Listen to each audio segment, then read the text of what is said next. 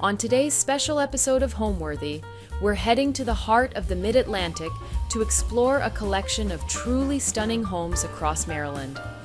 First, we visit the Eastern Shore to tour an English-inspired home filled with charming interiors and made even sweeter by an adorable West Highland Terrier. Next, we step into a striking Baltimore loft that tells a powerful story of creativity, personal growth, and heartfelt design. Then, we head to a historic village just outside of Baltimore to peek inside a beautifully layered home brimming with character, an impressive library, and a treasure trove of history and charm. Finally, we visit a 1990s builder-grade apartment just outside Washington, D.C., thoughtfully transformed into a warm, vibrant, and deeply personal retreat.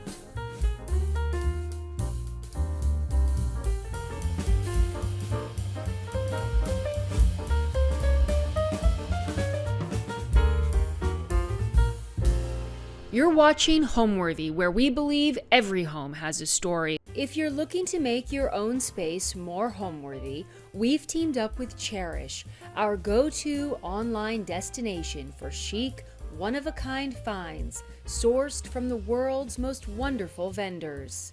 Mercury drops are from an artist I found on Cherish. Whether we're after a bold statement piece or the perfect finishing touch, Cherish has extraordinary items that leave a lasting impression. This table I bought on Cherish from Berlin, and it has a little bit of it's a tray, and it is mid-century, and it's one of my favorite pieces. It's where we find iconic looks to set homes apart. I think many dealers would agree that Cherish is the absolute best.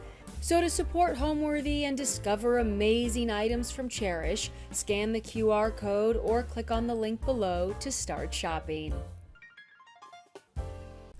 On today's episode of Homeworthy, we're on the Eastern Shore of Maryland visiting Phaedra Brown, who's known for posting beautiful photos of her home on her Instagram account, House and Garden Dog. Phaedra describes her style as layered, colorful, and traditional, all with an English influence. She loves the feeling of English country homes with their bold and sometimes unexpected blending of colors and patterns. Adding to the charm of her interiors is Phaedra's adorable West Highland Terrier, Welly. Enjoy! You're watching Homeworthy, where we believe every home has a story. Before today's episode, click the join button below to support all of the storytelling we do on this channel. Our growing community of members help to directly fund more videos so we can capture these extraordinary homes from around the world. So join today to receive early and exclusive access to new Homeworthy videos. Hi Homeworthy, I'm Phaedra. Welcome to my home in Maryland. I want to show you around.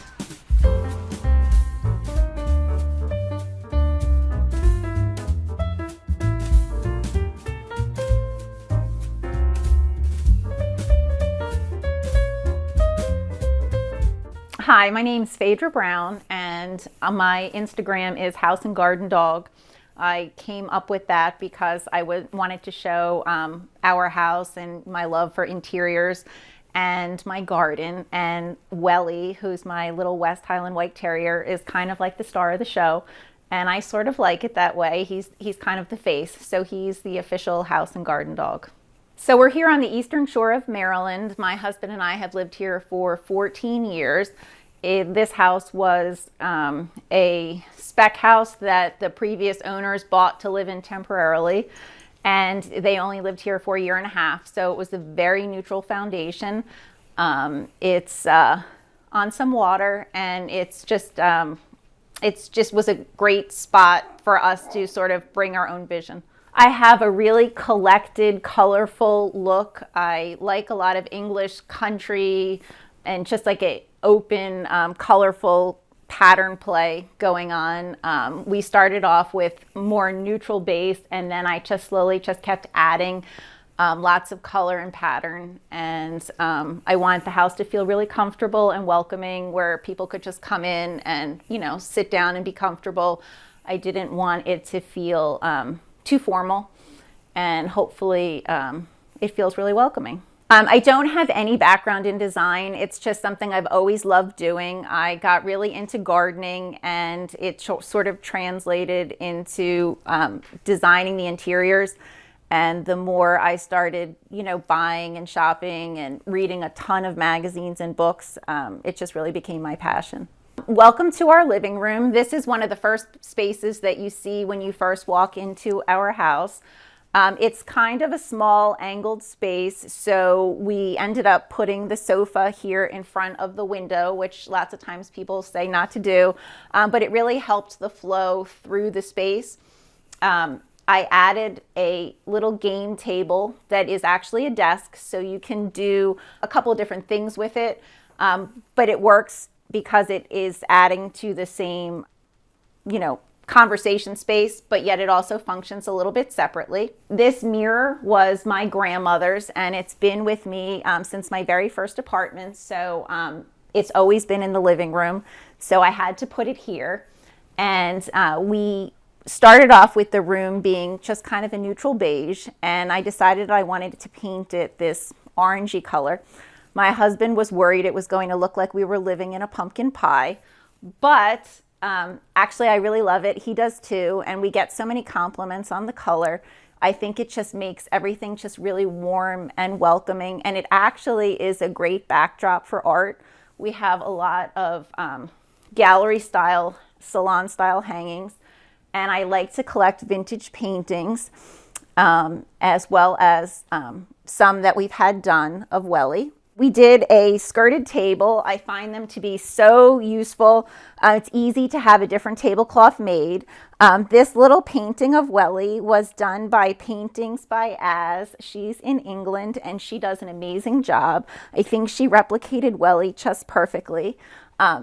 These are just some of the collected pieces of art. This one was my parents', and it used to hang in my house when I was a kid. So it's a special piece. This is actually a fake fern. It's by Nearly Natural, and my mom tried to water it, so it's really faux real. This is one of my special Westie needlepoint pillows. I used to do a lot of work for Westie Rescue, and I won it at an auction. It's one of my favorites. This little secretary fits absolutely perfectly between the window and the corner, and I've accumulated a collection of tiny Westie items, and I like to put really small things inside of something so that they don't look too cluttery. So I do have a lot of little Westies sprinkled throughout, and some miniature ginger jars. And pretty much everywhere you look, we have a ton of books. This is an antique Carice rug, and it's from Suzanne the Rug Dealer Shop. Suzanne and her husband, Mehdi, have become really good friends of ours because during COVID, I was hunting for a pair of vintage Persian rugs, which is very hard to find a pair. And they happen to have something that worked perfectly in the bedroom that I'll show you later. And bit by bit, they've helped me collect some really beautiful pieces for our home. And I think it's really just kind of transformed this space because of the color. And it just kind of helps tell a story throughout. They're just really great because you don't have to worry about like sort of spilling something or stepping on something. I think they just kind of like, hide an accident. Not that we hopefully have any. This is part of the gallery wall that we've been working on. We just really enjoy finding different pictures and pieces of art that we have found at places when we're traveling. For example, this painting here is from Martha's Vineyard at a thrift store that we picked up and had framed. That one up there is an Instagram person that I saw, and I just had to have it, Ruthie McKenzie. These are from the Vintage Art Room, which is from Sweden, and Elaine has a fabulous collection, though I hate to give away all my secret sources. This one's from One Kings Lane. We picked that one up in Charleston, so it's sort of just a wonderful collection and color. And I just like to keep adding to it. This chessboard was a gift from my mom, and it's actually chinoiserie figurines. And it really just looks nice sitting here on the table, even if we're not playing, though we do play sometimes. This is a little bed of wellies, and it's actually resting on a vintage rattan tray that we picked up someplace, and it fit perfectly, so it helps it from sliding around. This piece, as well as the desk, are from Stanella Antiques in Pennsylvania. It's another favorite shopping spot of mine. And this book here, A House in Maine, is kind of like a little joke inside because we recently purchased a house in Maine that my husband and I are in the process of renovating. And I am sharing some of that process on our Instagram account. This little pillow over here, I just couldn't pass up. Gardeners know all the best dirt. It just fits me perfectly. This lamp is a Maitland Smith lamp. I found it on eBay and I had to have it. I just love the size of it, and it just fits perfectly. I actually kind of imitated Christopher Spitzmiller. He has a similar setup with a lamp. Of course, mine's not a Christopher Spitzmiller, but I went with that style.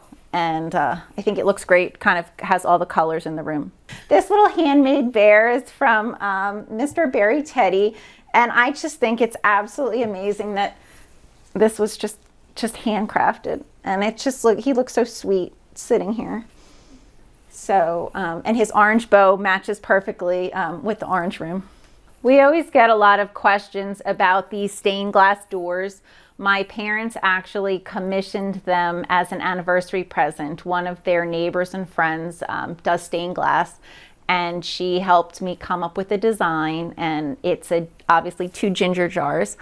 And so it's almost like a Gracie panel, if you will, except it's stained glass. And they're just really special, and we would never leave them behind if we move one day. So they lead into the sunroom, and it's just kind of perfectly seems to set the tone for walking into the next room. So this is the sunroom, and I'm going to show you that next.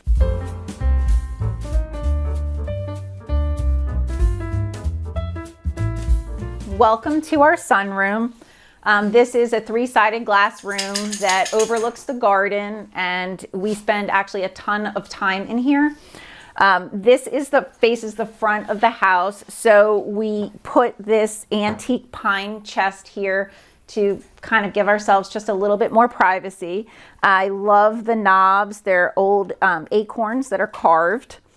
And this is a favorite lamp that I've had for ages and ages, but it is, it glows at night, and I just love the shade.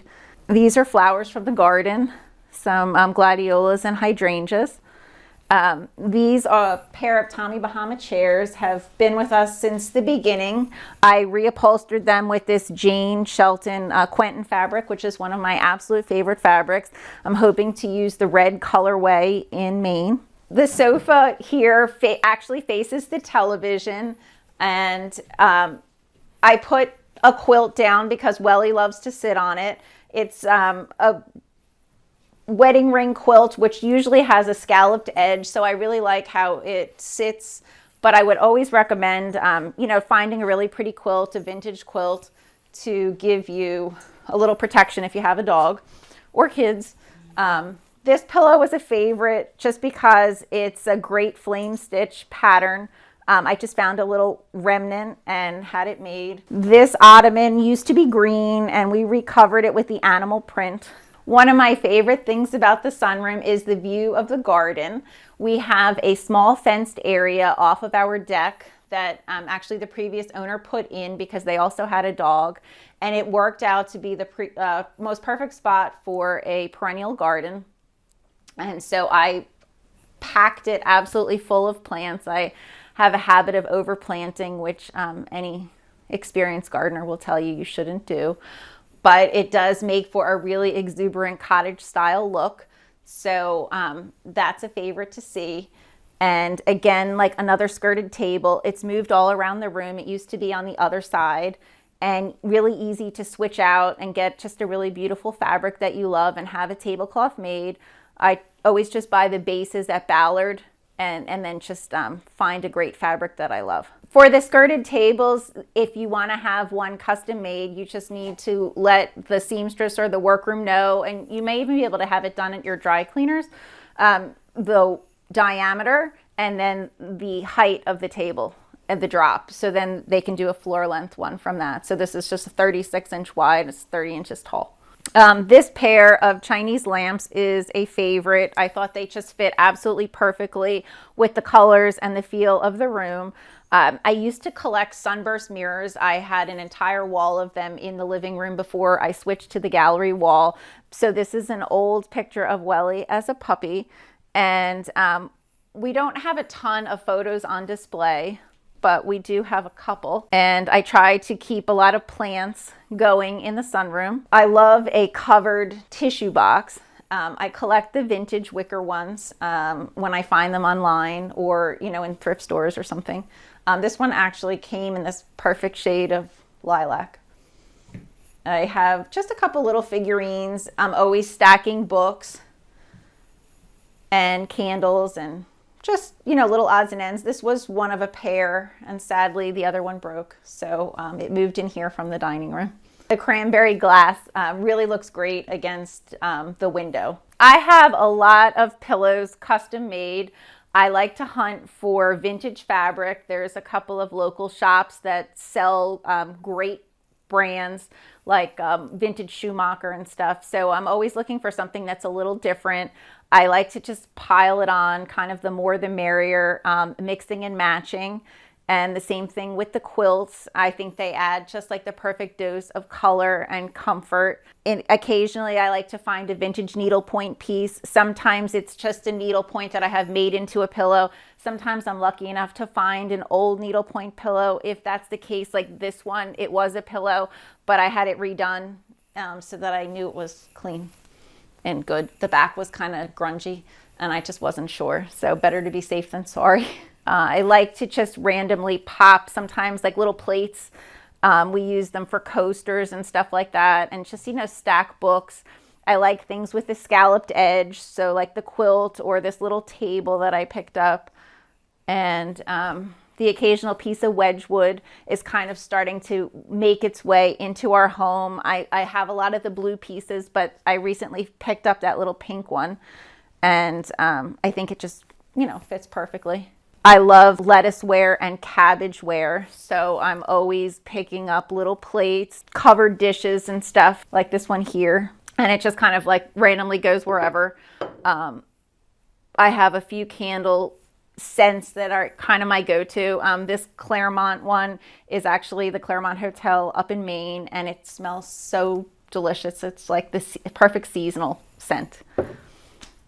I do a lot of shopping. There's a great little local place that has a little bit of everything. I like to go thrifting because you never know what you might find. And I always say that, like, even if you just go and you find one little thing that costs 50 cents, it was a trip worthwhile. So you shouldn't overlook, some of those tiny things. And I have a tendency to buy not really having a spot for it, because I do believe that, eventually you will find a spot. And right now I am really, really fortunate enough to be able to start shopping for our house in Maine. So I have 2 storage units where we're, just kind of putting some really great finds. I've done some great shopping at the local Habitat Restore. I think it's great if you can support, different charities and find wonderful treasures, that belong to somebody. I always kind of feel sorry for, these beautiful pieces that somebody took so much time to make, quilts and blankets and stuff like that. And then you kind of wonder, like, what's going to happen to it one day. So, or art maybe also. So it's here. It's come home to live with us. Years ago, I found some old books from 1903, The Apples of New York. I grew up in New York, so it was kind of a special find. And I have built a little gallery wall with the plates from the book. Even though they're behind UV glass, they have faded quite a bit. And it's probably the 3rd go from the book. So I may have to try to hunt for another book so that I can refresh them. But it's just kind of like a little fun thing. This chair actually was an amazing find at a little junk shop years ago. It was $35. It was a horsehair chair that was completely tattered, and I had this Great fabric. I have no idea who makes it, but it was just kind of a few yards of vintage fabric with these ginger jars on it. And I had it redone, like the whole chair, like kind of rebuilt. And it's just the prettiest fabric, I think. And I love this little side table. I'm always trying to find these little drinks tables. That was a tip from Bunny Williams. Always have a little table where somebody can rest a drink. And this one's kind of cool with a triangle shape. This little doorstop actually belonged to my grandmother. So it's just a special thing. And I think it fits perfectly with the flowers for the sunroom. And it props open the door that leads to our library office, and I'm going to take you there next.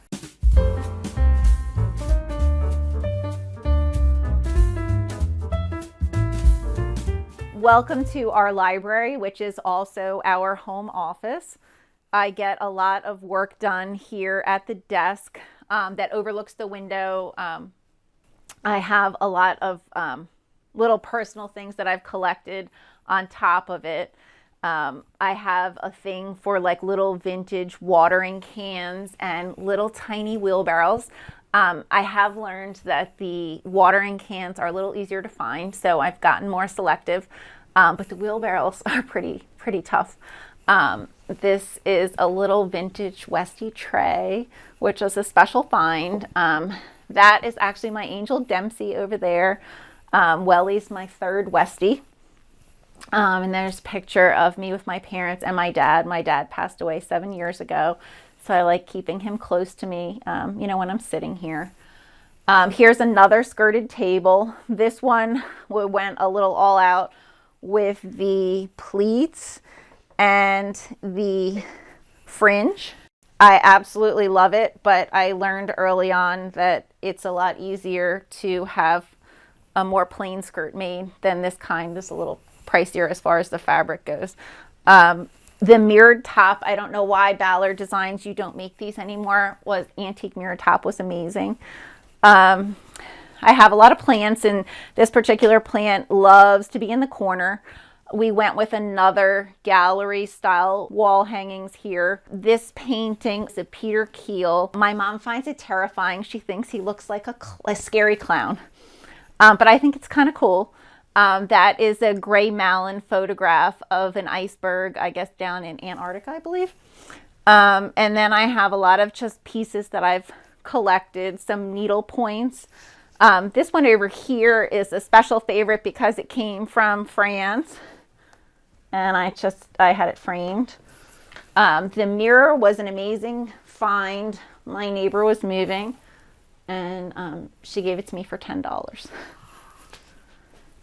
This little settee just kind of fit right in. I had it redone in just a simple ticking stripe. I added just a bunch of pillows and some more animal print. This is another antique rug from Suzanne the Rug Dealer's shop. This red table is one of my few IKEA finds. Sadly, IKEA is probably 3 hours from us. So we don't go very often, but I just thought it's just a great little piece. This antique trolley came from Past and Presents, which is a amazing antique store in Edgartown, Martha's Vineyard. Martha's Vineyard is one of my favorite places to go. We stay at the Charlotte Inn, which is just a wonderful experience if you ever get the opportunity. I've put some of my favorite books in this little tray. Some bourbon in case my husband feels like having a drink. He doesn't have to go too far from the sunroom. And just some little things that I've collected. This is another one of those little needlepoint pieces I was telling you about earlier that I picked up in one of the charity auctions for Westies. It's got a little Westie on it. I actually found these red bookcases at a garden store years ago. We wanted to have books in here, but we weren't ready to commit to doing any kind of built-ins. So I found these three, and I, as you can see, have filled them up. I have a ton of design books. I buy not all of them, but just about all of them, it feels like, because I feel like even if it's not 100% your style, you can really learn so much by reading them, and vintage to contemporary. And I also have a lot of gardening books that I have collected, learning, about which kind of flowers to plant and what's going to do well, and learning about planting and planning for a garden. This is Welly, and he is my Westie, the official house and garden dog. He's 9 years old, and he loves to be the star of the show. I think he's probably pouting a little bit because I'm doing all the talking, and he isn't getting a lot of love. So he follows me around all day. He's kind of like my constant companion, and he loves flowers and being outside, and he's just the absolute sweetest dog that I've ever had. I had the drapes made at the same time that I had the skirted table made. I believe it was a Duraleaf fabric. I still see it sometimes online. We went with a woven bamboo blind. In the event the sun is really streaming in the winter, there's much more of a glare. Yeah, they've been here all along, even though the room has transformed a little bit. This color is Cleveland green, which I borrowed from Bunny Williams. She had her office painted that color, and I just think it's another great color for art backdrop, and everything seems to look good. It gives it kind of a cozy feel, but it's not super dark, and the white trim seems to pop, but so does the red. All right, now I'm going to take you through the foyer into the dining room. One of the great things about this house is there's kind of a great flow, so we're just gonna kind of keep moving through the other doorway.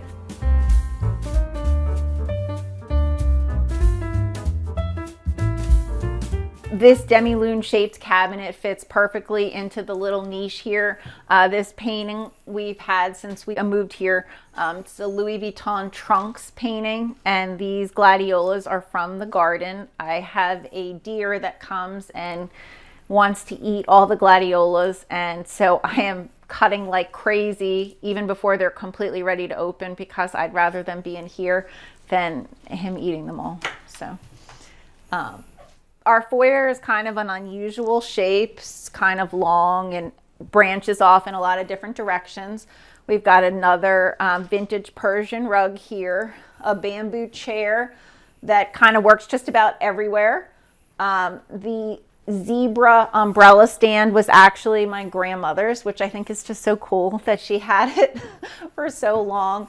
So something I'm glad to have. Another tiny demi-lune table that I had a skirt made just to kind of make like a presence right when you first come in the door. This half wall between the foyer space and the living room always felt a little awkward, so I kind of created a table-like feel with the lamp and just a few items to kind of break the space. I think it, kind of really helped instead of having it just feel so open. This little bookcase kind of was the same thing, just looking for something to tuck right here. I love to style a bookcase and buy books. I think it's great to go to the thrift store and find good titles. I like to shop sometimes by the color of the spine or the actual title of the book. There's some really great ones in here. For example, Your Guide to Not Getting Murdered in a Quaint English Village. Being a Dog, The Prince of Nantucket, because we do like Nantucket, love that dog. So just kind of some fun things, along with some great colors. I like to buy, again, like these, cabbage terrines and tuck plants inside. This Hunt Sloan bunny was a special present from my husband one Christmas, and I just love how he just kind of sits here perfectly. I always wanted a round table, and we actually have a really large, long kitchen table. So a round was a really good chance for it to be a little bit different. We actually eat all of our meals in the dining room since we got this fireplace.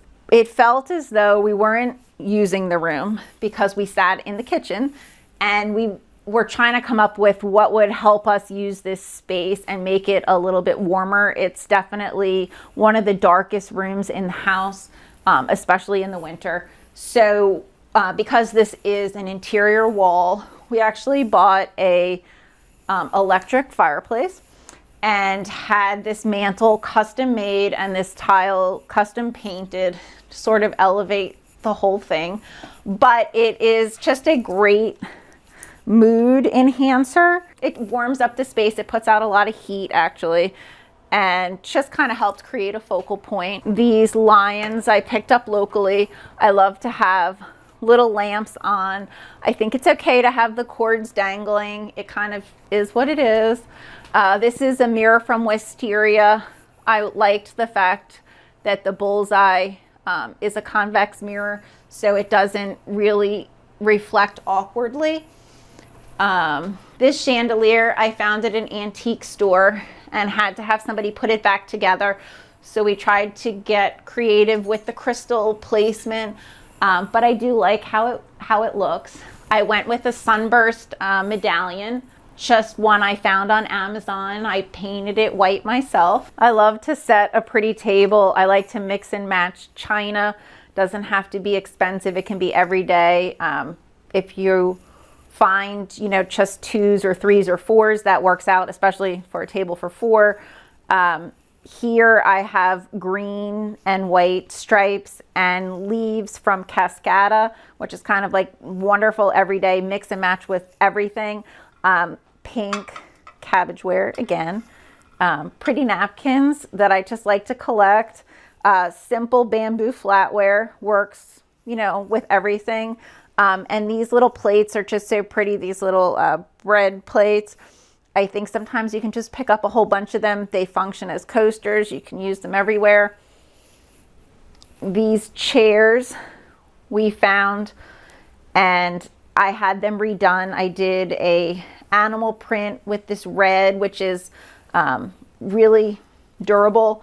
And then on the back, we went with something of a blue that has just a little hint of red. And this piece actually people assume is an old antique. It's not. It is a new piece that I purchased at a local shop, and I love the English feel of it. This china was my grandmother's, and it's very special to me. We don't tend to use it a lot, but I feel like I'm really enjoying it because I see it every day. This is one of my latest little finds, and it's an asparagus salt and pepper shaker. I just think they're adorable. I tend to collect salt and pepper shakers. I think they're fun addition to a table. I have the sweetest blue and white snails over here on the table. This was kind of a little corner that needed a something. This antique wrought iron bench has been with me for a really long time, and it's been a lot of places. It could be outside. It's been in the hallway. I tied a couple of Ballard cushions to it. It actually doesn't have a back, but this makes it look like it has a back. I had this pillow made from a vintage textile that kind of brings all the colors in together. This is Welly's little sofa. When I brought it home, my husband said, "What on earth are you going to do with that?" But he absolutely loves it. As you can see, sometimes when he spots a deer outside, he shakes the pillows. I found the sweetest little hooked rug on Etsy, and I had to have it even though it doesn't really fit anywhere, so I think it looks cute here. This iris piece is by Jenny Andrews, and my mom loves irises, and so because of that, they're special to me as well. We have several of her pieces. My mom has a couple also. This is just another vintage Chinese lamp. I love the red shade. I have a ton of red shades in the house. I think it just adds something great. I also like black shades. Over here I have a couple of little pieces. This was done by Shields Catone, and I love the little blue and white bowl that she has with the little heron, a lot of herons in the backyard. This is a vintage etching that I picked up. This is a Casey Hughes piece she sells every day for $125. So a great way to get one of her pieces that I had framed. This is a vintage piece I bought on Etsy. I do a lot of shopping on Etsy. I think you can find some really great things. Here is another skirted table. Hopefully I prove you can't have too many. It's actually a wicker table and it's oval, but I had the skirt made so that it can be more versatile. Now I'm going to take you to the family room down the hallway. This is a vintage Chanel advertising poster that was actually in the French subway. I bought it off of 1 Kings Lane. I absolutely love the color.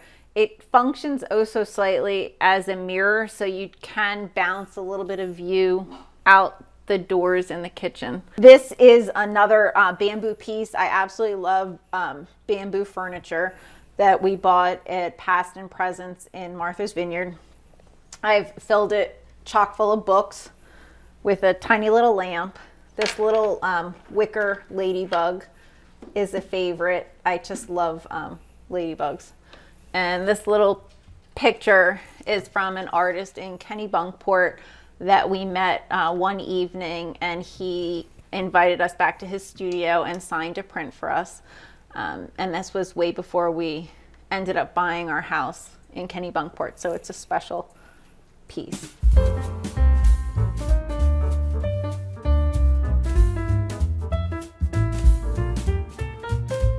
Welcome to our family room. This is a huge 2-story living space that kind of makes you realize our house is probably newer than it may have looked in the beginning of the house.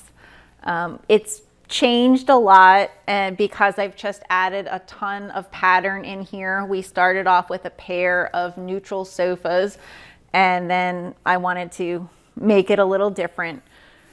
So I had this sofa recovered in a vintage Schumacher blue and white pattern. I added a bunch of throw pillows. I found this amazing Lee Joffa Althea love seat, and I couldn't pass it up, and it just kind of worked together with everything. I love a gigantic coffee table because it's fun to style with books. So I'm constantly switching it up for some of my favorites. I like to organize so that it feels like it flows. Another one of these amazing little nearly natural fake ferns. I love ferns, but they don't do well everywhere in the house because we have a lot of light. I have fun little things like this little guy that I found for $1 and little trinket boxes. This over here was a favorite find on eBay. It's a Wedgwood Westie, and you like never see these, so I was so excited to find it. I have another one of like my little Westie pillows I had made, and a Westie quilt. Normally they're kind of called Scotty quilts, but I'm gonna say it works just as good for a Westie. Wellie likes to sit here on this little cushion, so it's wrapped up and ready to go. I get a ton of compliments on this little chair. I had it reupholstered. When I bought it, it had a really pretty pattern slipcover on it, but the slipcover wasn't in the best of shape, so I changed it to this pink. I love that scalloped edge again that I was talking about before. I bought this pillow on Cherish. I thought it just fit perfectly, or actually the pillow cover. I love a little game table setup, and I managed to squash this one into this little corner back here. My mom and I like to sit here and do puzzles and stuff together. I set it up with a little checkers game. This is a vintage chessboard, Persian style. I just love the detailing on it. And these little cabbage pieces are so adorable.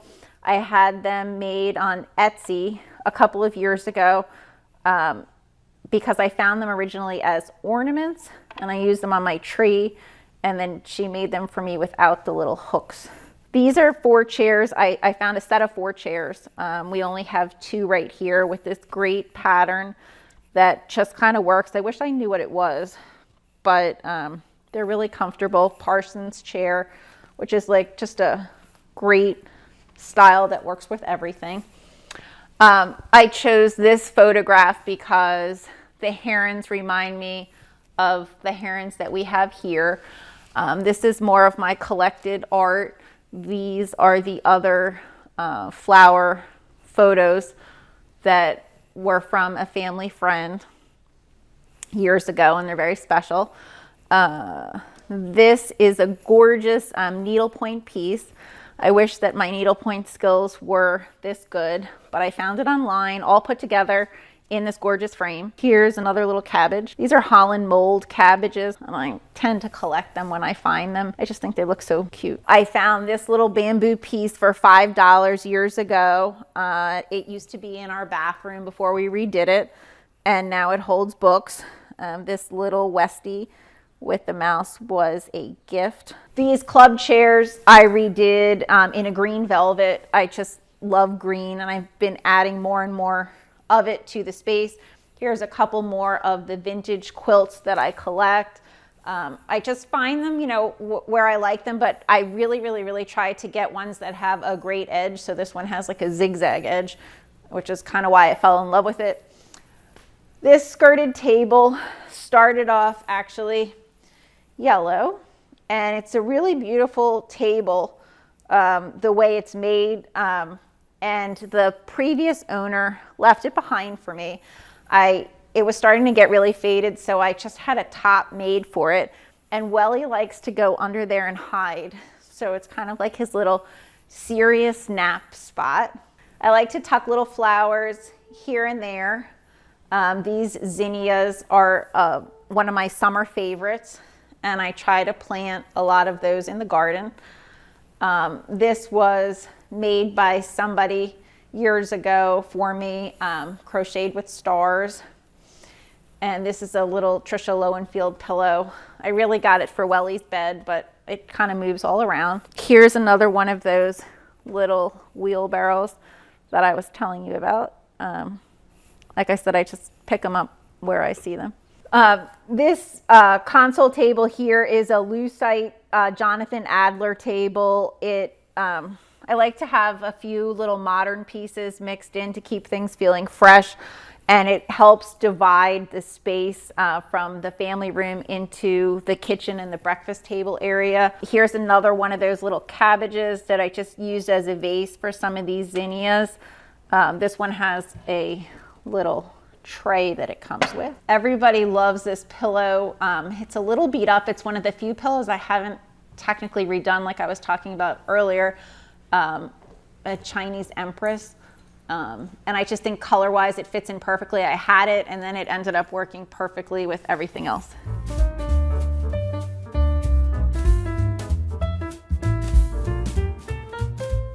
So right off of the family room, we have the kitchen, and we have a gigantic farm table.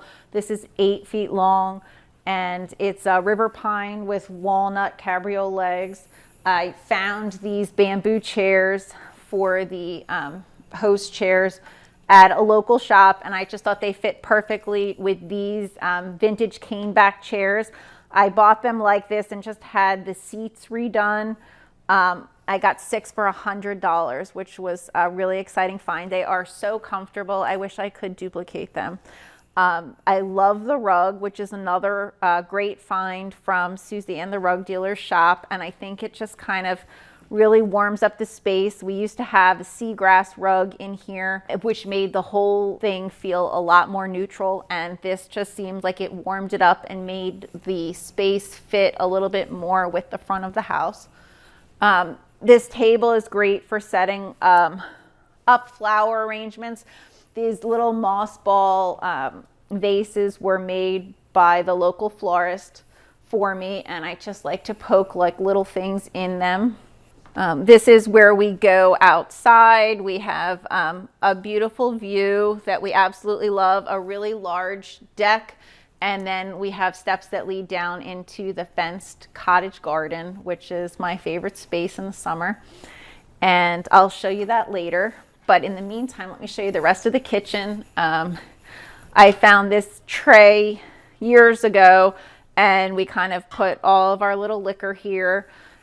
This piece was done by Emma Wills in England. It's another little portrait of Welly. These vintage chairs are wrought iron and really heavy, and we bought them after going to Trade Secrets and seeing everybody use like some of these great pieces inside. I just kind of couldn't resist them. Another Westie needlepoint find, which came from Tally Ho slipcovers. She has an Etsy shop, and I was so excited to see this because you don't see them very often. I absolutely love topiaries, and normally I have a lot more, but I have some in the garage hospital because they got a little dry with the sun. This one is my very special piece. I bought it at Shop Mance, which is there in Georgetown, and we took it kind of on a bit of a road trip, and you wouldn't realize how hard it is to sit like perfectly straight up because it had to sit on the floor of the back seat to make it all the way home because we were driving around to a bunch of other places for a few days. And I just love it. So it sits right here. Our kitchen is really big. It's a neutral kitchen, so even though it hasn't been updated, I do feel like a white or off-white kitchen just kind of works with everything, and you can just add a lot of color to it or not a lot of color, whatever you want to do. This island is really huge. We have a cooktop range here, and I love these big hurricane candles just for a little ambiance in the evenings. We also have some lamps stuck on the counters. Here's more of the gladiolas I was telling you about. They're not really blooming yet, but I didn't want the deer to eat them last night.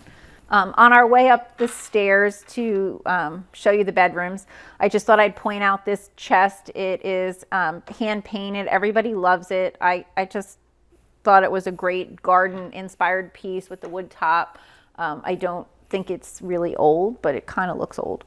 And I just kind of style it differently for the seasons, plants, flowers, just like little odds and ends candles. These little matchboxes are left over from our wedding with the ginger jar. And now I'll take you up the back stairs to see the bedrooms.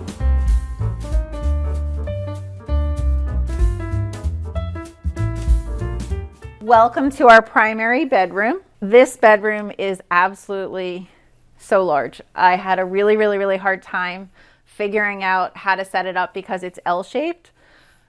We created a sitting area here with our little balcony, and I have another skirted table and plenty of books, lamps, bamboo furniture, great artwork. This piece from One Kings Lane is a vintage color study. I think it's really cool with the green. It's a little bit of modern mixed in with a lot of traditional. There's another one of those irises that I was telling you about downstairs. When we first moved here, we had carpet upstairs, and when we needed to replace the carpet, we decided instead of doing carpet that we would put hardwood here as well, and then we would be able to add a lot of rugs. This was also really nice to have a fireplace, but it just had some plain tile and no detailing, so we had the same tile that we have downstairs painted for the fireplace and had a mantle and this paneling built for this whole two sides to kind of make the space feel a lot more traditional and classic, but also help it be a real focal point. We have a lot of little bamboo pieces like this cabinet, which is also from Edgartown. More rugs from Suzanne the rug dealer. These are Welly's Versatile steps. My friend Jenny has a great company called Versatile, and these are the sturdiest steps that you have ever seen. You can separate them and use them as tables, you know, for people or kids too. So these are really helpful. Welly's got a lot of little vintage quilts that he sleeps, and here's just another one of the Westies that I collect. This bamboo mirror was a really favorite find. I just think it's so cute. And here's some more pictures of my Welly. This is really the room that I would say is my kind of ode to blue and white. I fell in love with this periwinkle blue color, which is Instinct from Benjamin Moore, and I think it works really well with the white. These are This is one of the pair, and the other one's on the other side of the bed, of the very first vintage rugs that I purchased, and it just led me to wanting to collect them. This piece, I found this green quilted fabric and had it reupholstered. It was a different color when we first started the room before I switched to the whole blue and white thing. I just love collecting, pillows and having simple ones made. Garden stools, I think, work inside and out. I have several outside as well as inside. The mirrored chests are larger than most nightstands, but we do like the size, and I think it adds just a little bit of like modern touch. This pair of lamps is a favorite with the butterflies. The hydrangeas are from the garden. I found these this pair of mirrors online. The sheets are Schweitzer. I love their patterns, and I've mixed a couple here. The lovable 21 hearts are a favorite, and this is the Melody. This beautiful chintz is a vintage Schumacher fabric, and I found about 30 yards of it, and it was kind of my inspiration for the whole room. So I had this old settee that we had. It used to be yellow corduroy covered, and this is a John Robeshaw pillow. Okay, a lot of the tiles have special meaning to us. I have one painted with Welly. Here's the sunburst, a lot of herons and birds, and some gardening inspiration. This little chair I also had reupholstered, a vintage find. This is my all-time absolute most special Westie needlepoint pillow. I had the needlepoint, and then I had it redone into this pillow with this great little fabric and fringe. My husband bought this antique bamboo desk for me. He bid on it online. I don't think he thought he was gonna win, but he did. I love to find like just tiny little treasures like these little pieces and stick them around. I was searching for a piece of furniture that I could add to this corner of the bedroom, and because the room is kind of unusually large, we already have a lot of chairs. So I went with a china cabinet that I bought at Stanella Antiques, and I just have a lot of really pretty books, little knickknacks, some coral pieces that I've collected, a few special Westie pieces, that were gifts, some blue and white ginger jars, and it's just a nice, I think a nice way to add something unexpected to a bedroom.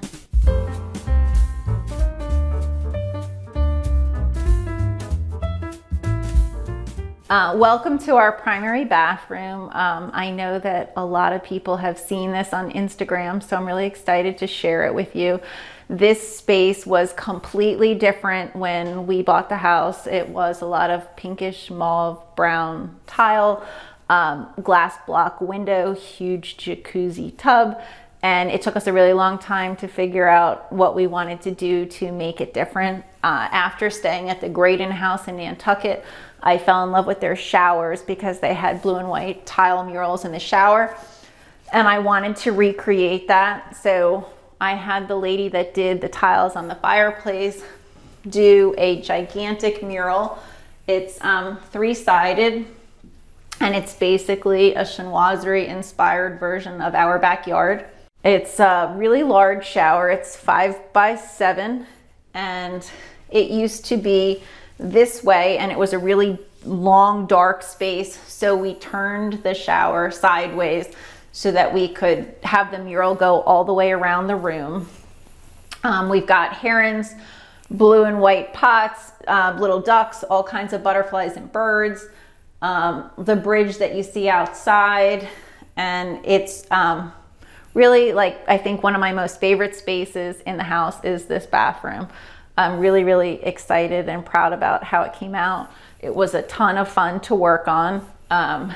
We went with a new but really traditional style consoles.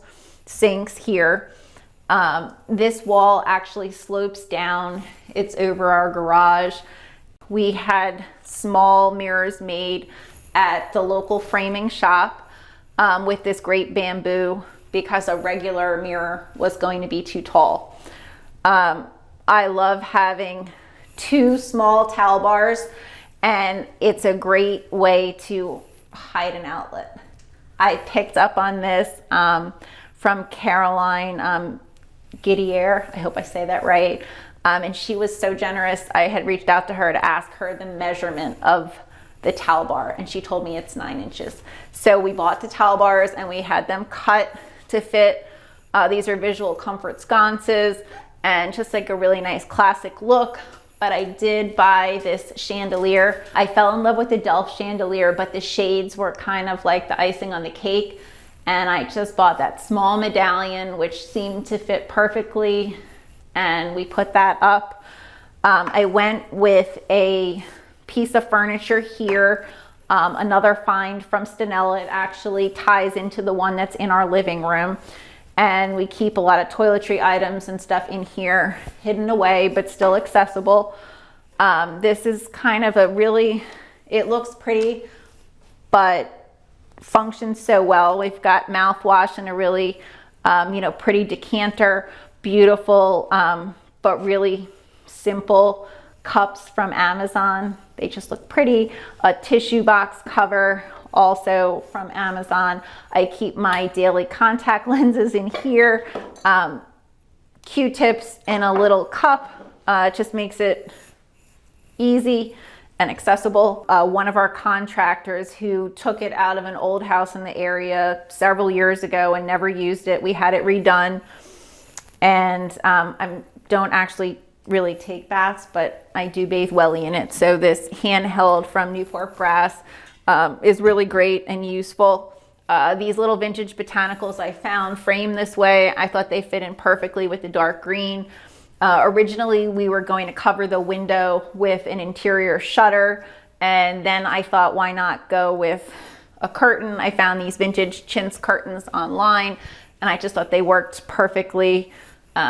So I went with that. Rug is also from Suzanne the Rug Dealer. I get a lot of comments about having a rug in a bathroom. We do have a great ventilation system. We have windows that open. The floor is heated. It doesn't get wet when you get out of the shower. We have plenty of room for a bath mat. And I do think it just adds a lot to the space and makes it feel warm. It brings like some warm red tones in, and that's echoed a few other places in the room. I've got the idea of putting a portrait somewhere in the house. And when we were away in Charleston, I found this painting, and it kind of reminds me of me a little bit when I was in like 7th grade. I had short hair like that. So it also had a red dress, and it just felt great. One of my neighbors asked if it was a painting of my mom when she was young, so it fits in well. I had just this little skirted vanity table made with that same chintz. I found the sweetest little pair of lamps. They're almost like little topiaries, and my neighbor Shelly made these little shades for me, which I think they're absolutely adorable. And you can see right here, just really sweet. And this was another favorite find. It's just a tiniest lipstick towel. I love the idea of, nowadays we have makeup towels, but I guess in the 50s they had lipstick towels, and it has a tiny little Westie on it, so I had to have it. This was just a one-off find from Etsy. It's just a great little sconce, and I thought it sort of suited the wall like all by itself. I added some vintage art, a little bit more red with that cardinal because we do like birds, and then there's another vintage needlework piece. And I love a lamp behind the toilet. I definitely would recommend, if you're remodeling, sticking an outlet behind your toilet for something like this. I bought this curio cabinet from Stanella to use for towels. I love the fact that all the glass allows you to see the pretty patterns. So we have a lot of like small patterned towels, some scalloped edge with the hearts by Schweitzer, some toilet paper, and I've got some extra stuff down at the bottom. And just a nice way to use furniture since we don't have, built-in vanities underneath the sink. I decided to use a garden stool instead of cutting into the tile to hold the shampoo containers. And I do love the look, so I plan to do that in Maine and just use garden stools for everything. They're obviously made to get wet, so no issues there. So advise a shower door that swings both ways. We went with unlacquered brass. Not everybody would choose it, but I just love the patina. And this is from Newport Brass. This is great for washing the dog. I mean, I'm sure it's great for other stuff too, but I'm not a bath person, so I use it for Welly. When we stayed at the Inn at Little Washington, they had these on all the doors instead of do not disturb signs, and they sell them at the little shop. I just think it's the sweetest.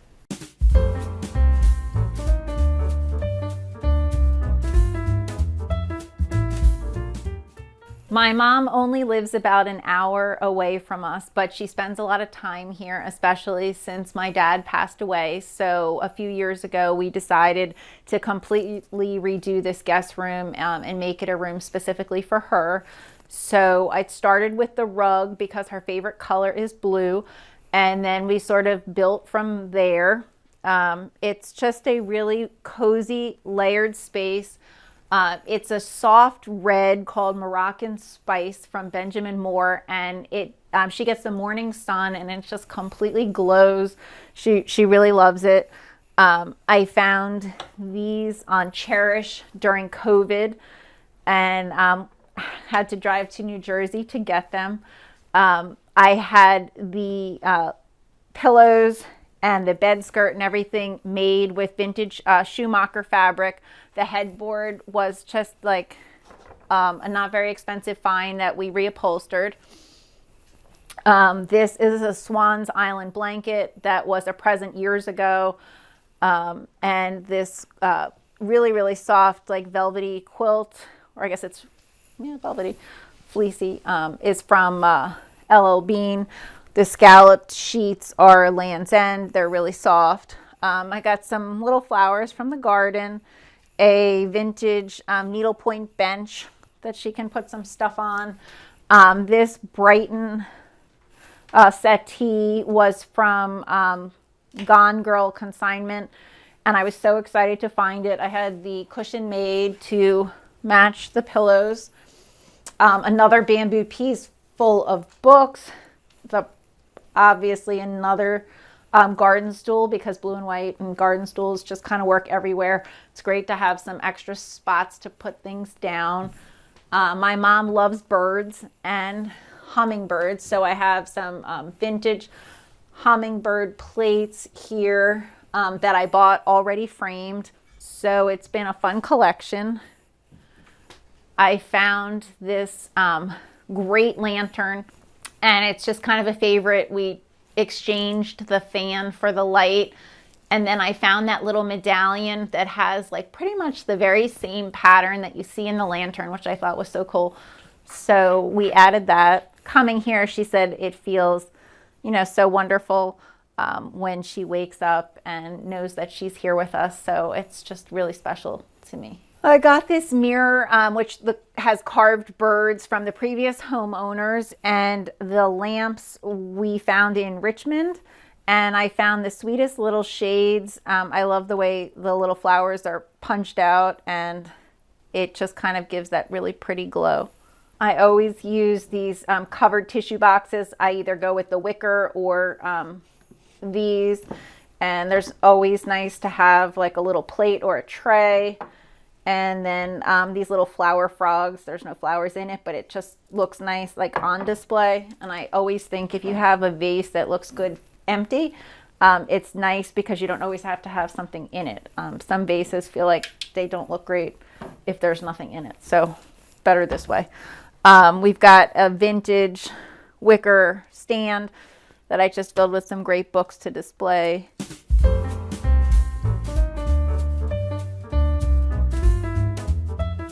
Now we're in our upstairs hall, and I'm going to take you to see the hall bathroom. But first I thought I'd point out a few little pieces. We didn't have a ton of wall space because the other side is open. So I found a really tiny bamboo piece to stick here and some vintage shells that needlepoint. And we have a lamp that comes on in the evenings. And then I have another bamboo cabinet full of books. And I just think it adds a lot to the hallway. This is actually in front of what used to be a linen closet. So it was nothing but like a row of doors. And when we redid the bathroom, we took the linen closet out to make the bathroom bigger. And I was able to get a wall that I could put a piece of furniture on. So this is the hall bathroom. It is completely different than how it used to be. It used to be L-shaped, and when you walked in, there was 2 sinks, and then it turned, and there was a door to the guest room, and then another door for the toilet and shower. So it was kind of a tight space, and we opened it up into one large space, and the shower is the same space and size as it originally was. We went with this WS bath console sink. I love the chrome legs. We did the same thing again with the towel bars, kind of hiding the outlets, and another set of visual comfort sconces. This is a Michael Smith mirror that used to be in our dining room. Just a little hydrangea from the garden. These are those Schweitzer towels in pink. They also come in blue, the lovable 21 hearts. I've got another little bamboo piece like squashed in the corner with a little painting of a robin that I found on Etsy. In order to get some storage, we put in a little bookcase that we use for towels and soaps, mouthwash. The whole room actually came together based on this picture that I found online. It's I think it's a Jose Escoffier, if I'm saying that right. I saw one at the Charlotte Inn, and I found this one, and I went with another vintage Harisse rug, and I tied the tile in on the floor here to the colors in the room. I bought this antique milk glass lantern from an antique store in Massachusetts, and I just love the way it feels in the space, and it kind of echoes the flowers. I like the medallion. I've had a lot of fun finding inexpensive medallions and, you know, just painting them. I think it sets off the vintage lighting.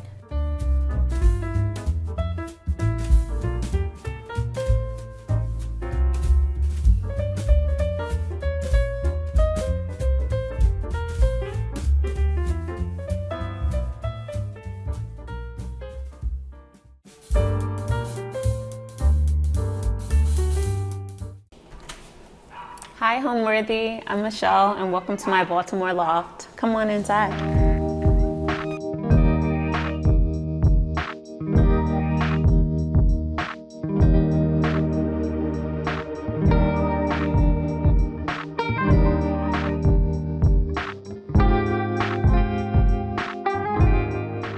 You're watching Homeworthy, where we believe every home has a story. Hi, I'm Michelle Price and I'm an interior stylist, and welcome to my loft in Baltimore. I relocated to Baltimore after a shift in my career. I'm in my military career at the time, and I was in between housing. I was supposed to go on a deployment, so I didn't have like a fixed living situation. And my sister had recently moved and found these amazing lofts, and she was telling me about them, and I was like, okay, when I return back from my travels, I'll come and take a look. And so I came and I saw this unit, and I immediately fell in love. And as I did the walkthrough, I'm like, we need to polish the floors, I need to change the light fixtures, I want to change the hardware, and they were all on board for that. It felt very destined, like fate. And I've been here for 3 years now, and it's been a beautiful experience to see how I've changed. My style has evolved. I feel like this iteration of my style expression feels very aligned. It feels very connected to how I express myself through clothing. And I can't quite say that I'm one specific style of design and decor. I'd say it's a mixture of mid-century modern, vintage, have an eclectic, offbeat, edgy twist to things. Very, very emotive. I have a lot of collected items. I'm drawn to a lot of natural materials. So you'll see throughout the home, there's a lot of wood, there's a lot of metal, there's a lot of stone. And I wanted to keep those elements present because of just the grounding nature that they have. I wanted to invite that into my space. Since this is a space of introspection and reflection and healing.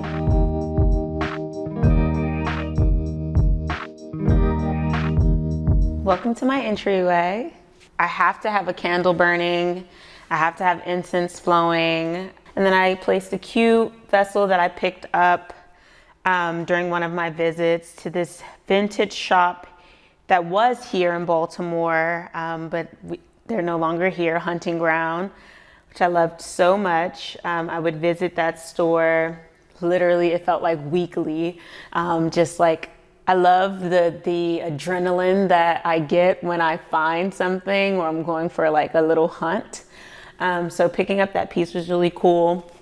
And then I have a bit of my magazine collection here. So there's some fashion mags, some art mags, and some interior magazines as well. And then I placed this bulbous glass object here that I purchased from H&M Home. Actually, they have some really cute pieces. And just keeping up with the theme, there's a color moment that's happening that's playing off of the artwork here that I'll speak to here shortly. I put a few of my favorite coffee table books here. This red one, funny story, is actually, I picked this up when I went to Germany for my birthday, and it's in German, so I don't speak German, but I thought that it was super cute, and it was a nice little trinket to bring back home with me. And then I have one of my favorite incense holders that I purchased at CB2. Actually, I would frequent the store when I was in service, and I would just go there to imagine what it would look like to style and decorate a home. So I would pick up little small things in hopes of what would come, and here we are now. And then this mirror that rests above the console table is it's a vintage IKEA. So I wanted to keep the entryway pretty simple, pretty open, functional for, hanging jackets, bags, dropping keys, checking yourself in the mirror before you go, just keeping on with the theme of functionality while also having it to be aesthetically pleasing. And then I have this shoe rack here because this is a no shoe household. So we do not do shoes here. We take them off and put them here. And then above is this beautiful gift from my partner, Jordan, who's an artist, a painter actually. And this piece is titled There Is Love.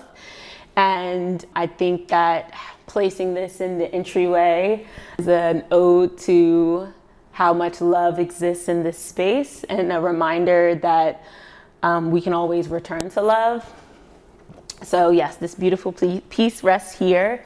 And then some of my favorite colors are very warm tones, but I recently have been drawn to a lot of yellows and specifically mustardy tones. So you can see that showing up in the vessels, and it plays on to this art piece here, which is actually Jordan's studio table top. And this is a very special piece that's been with her for years that has contributed to some amazing bodies of work that she's created and that she's put her heart and soul into.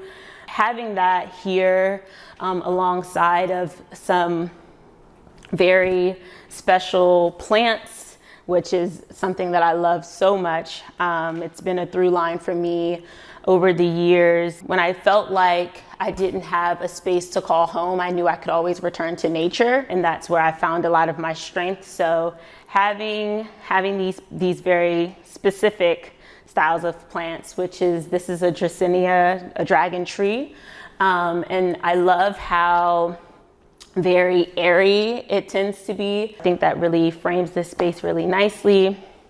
And if you walk with me over to this artwork here, that's also another piece by my partner. This piece is called Unearthed. And for me, when I sit with this piece, it reminds me that as I come undone and I unravel, I'm able to also carry with me what comes up and to make it beautiful, and to see it as a part of me and not something that is away from me. So that completes this little area here. The best compliment that I could receive about a space that I've created to hold me and to like affirm me would be, this feels like you. This feels like I'm seeing you. This feels like I'm feeling you. I've been told by close friends and loved ones that have come into my home that you've created a space that reflects you. And I think that that's been my goal the entire time, to have a home and a space that acts as the most authentic mirror that I can imagine.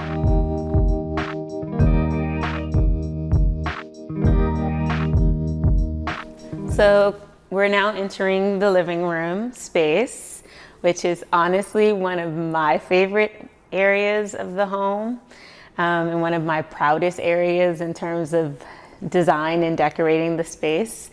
So the space was designed around this credenza here, this Paseo credenza that I fell in love with the moment I saw it. It was a Lenny Kravitz collaboration. And I knew that I had to have it. It felt like I was entering that era of like me thinking about future me and like passing this through my family. Although it's a newer design, I feel like it has a very like historic and prestige energy around it. So I wanted that to kind of show up in the way that the living room would be designed around it.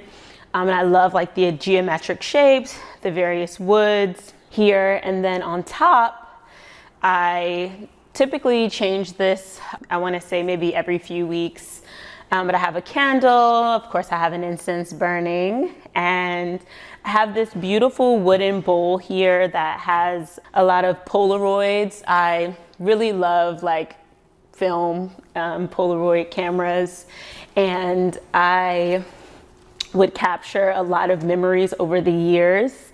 And some of my favorite moments live in these images, and I've recently got a larger cam gifted to me, and I've been making it my duty to capture photos of friends when they come by or family members, placing it in the bowl. So hopefully I'll fill it all up with new memories of love.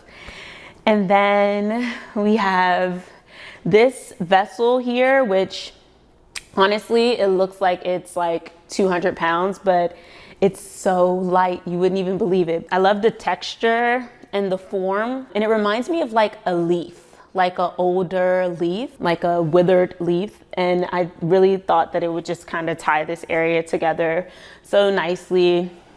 When I'm creating these displays, I try to think in a triangle. So I try to shape and frame this beautiful work, which is, honestly, it seems like I'm pretty biased, if only all of the artwork that's in here is by my partner.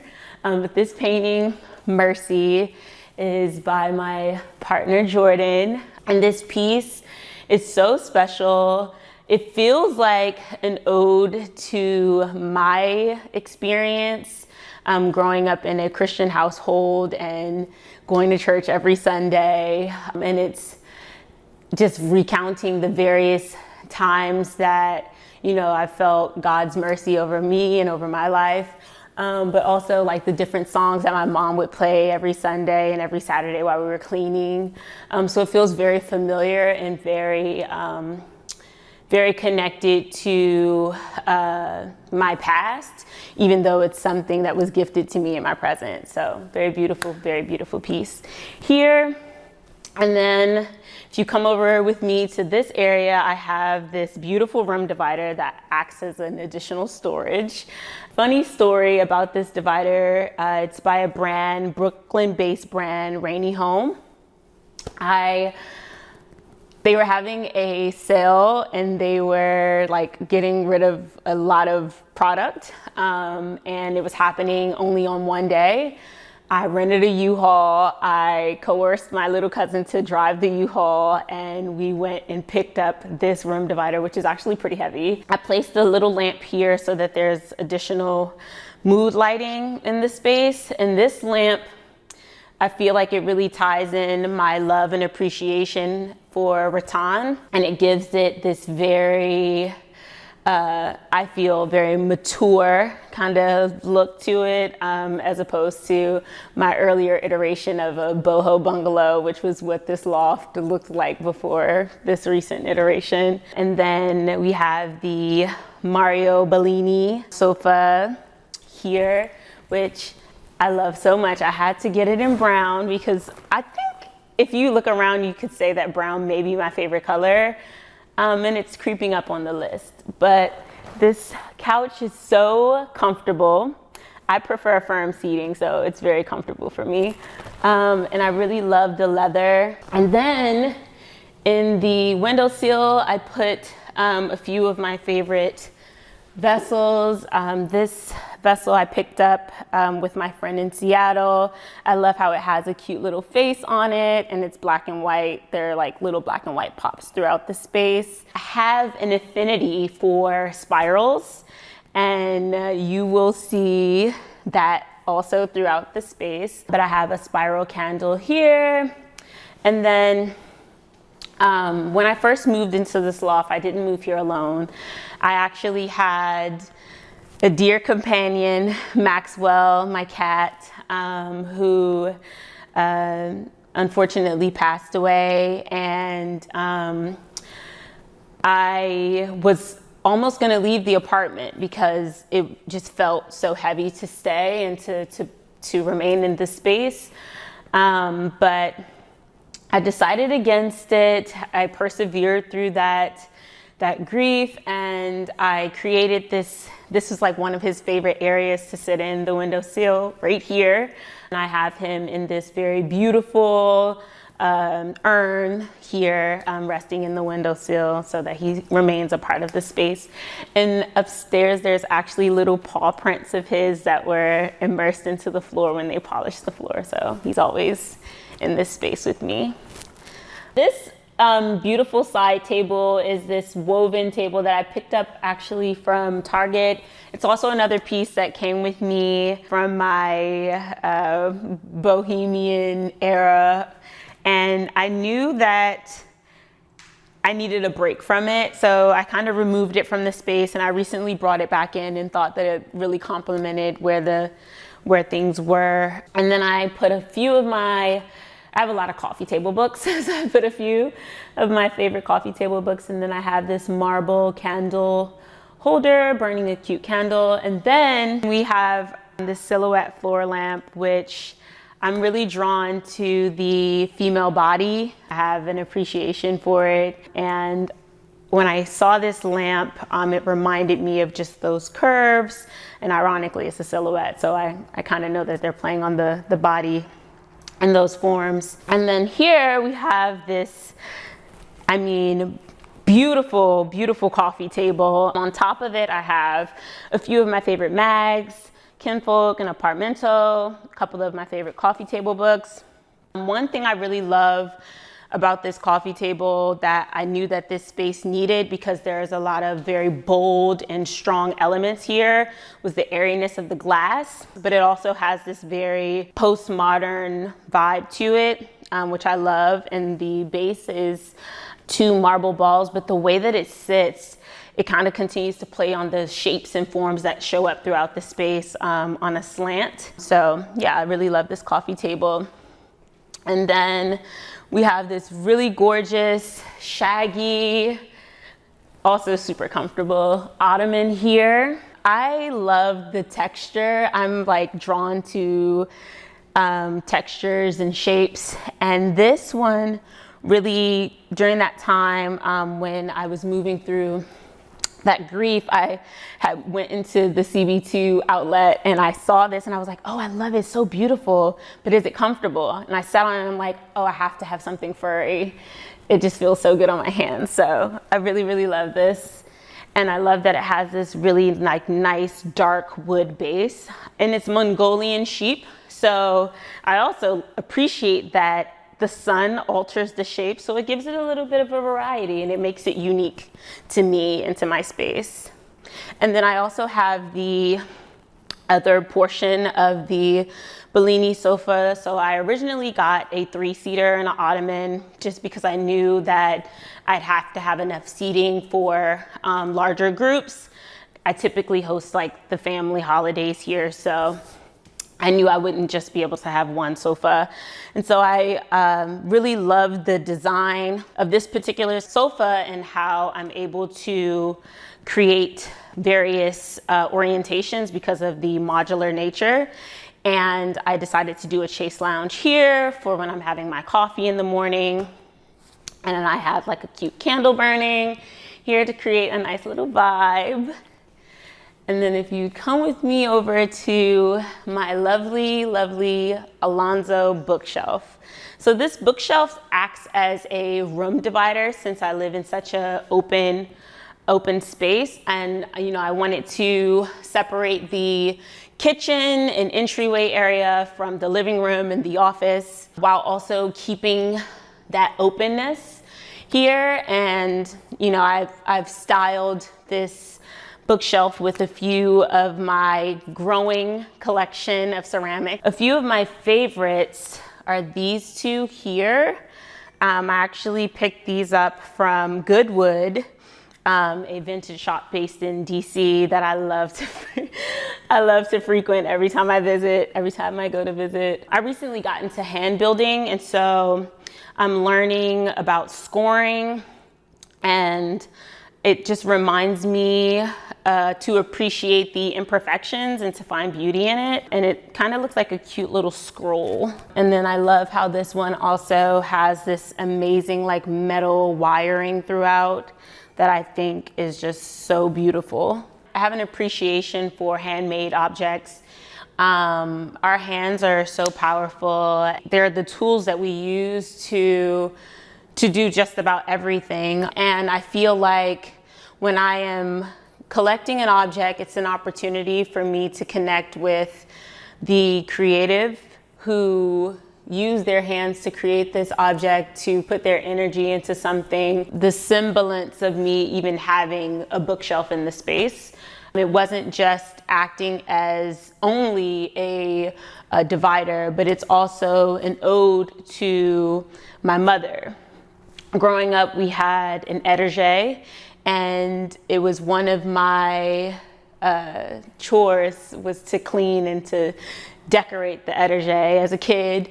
And at that time, I didn't see or understand the value of trinkets, of smalls, of appreciating objects and their story.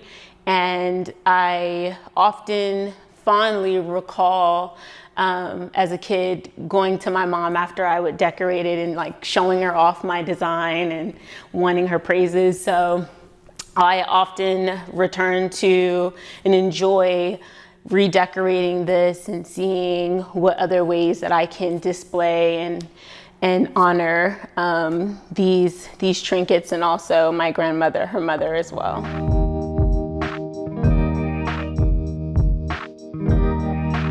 We're heading now into my office area, which is small but mighty. The office area and the chair is honestly, between the chair and the desk and there's a lot of beautiful things happening here. So this chair is by Rainy Home. It is a plywood chair, and it may look like just a piece of art, which it is, but I also use it functionally as a chair, and it feels comfortable for me. It feels comfortable for me. So this is my desk chair. It's also super beautiful. This desk was a collaboration with Justine Blakely and Target. And I actually upcycled it by adding in these metal coverings for the door to kind of give it a modernized look. It previously had wicker, and I was shifting from my boho era. So I knew I didn't want to let go of this desk because of the unique shape. It has like a nice arch, and it's so gorgeous. So I knew I wanted to breathe new life into it to allow it to continue to live and grow and evolve with me. So this is my mighty desk that I'm very proud of, the updates that have been made to this desk. And then I decided to place this cute fabric lamp that I picked up from Facebook Marketplace. And then, because everything has to be cute, I put this really cute sheer cord cover on it so that it, flows nicely through the space and gives the cord a nice little moment. We appreciate cords in this household. And then above the desk is this beautiful print from Meckelin Thomas, who is one of my other favorite artists. I discovered Meckelin's work in my early 20s, and I immediately saw the woman that I was becoming and who I wanted to be in her works. I admired the depiction of strength and resilience and perseverance and beauty that shines through in all of her art. So I knew that I wanted to place that above my desk as I get my work done here and I need cute reminders to persevere. And of course, there has to be a plant because we love plants, and I have a cute ZZ cactus here. And then I also have some cute little trinkets. I keep some of my cones in here for when I want to burn an incense. And then we have one of my favorite plants, one of my oldest plants actually. I've had this plant, well over 8 years, and it was actually growing to the ceiling. But I cut it down because I didn't like the shape. It started to look it wasn't cute. So I wanted to go for a more bushier look. So I gave it a cute trim, and it's shining bright in this corner. It's getting all the amazing light and love that it deserves, and I love my little rubber tree. Honestly, my favorite thing about my home is the open concept. I had to share a lot, and I didn't really have my own space to feel like I can expand. And I feel like this space, while it holds me, it also encourages me to know that there is a limitless to my abilities, my pursuits, my creativity. So I think definitely I would say the openness, the expansiveness of the space is one of my favorite elements. I think what gives a home a soul is the thought and feeling that's put into said home. I think that I can bring my loved ones here, I can bring friends here, I can create here, I can make mistakes here, I can succeed here.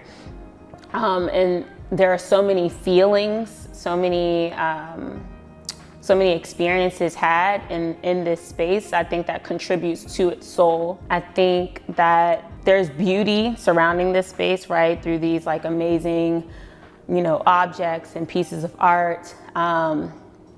But you strip that all down, and there's still this feeling of hopefulness.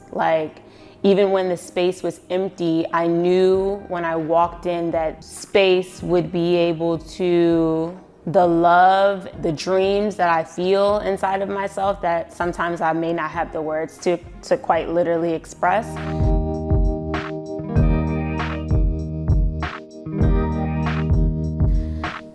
So here we are in the kitchen.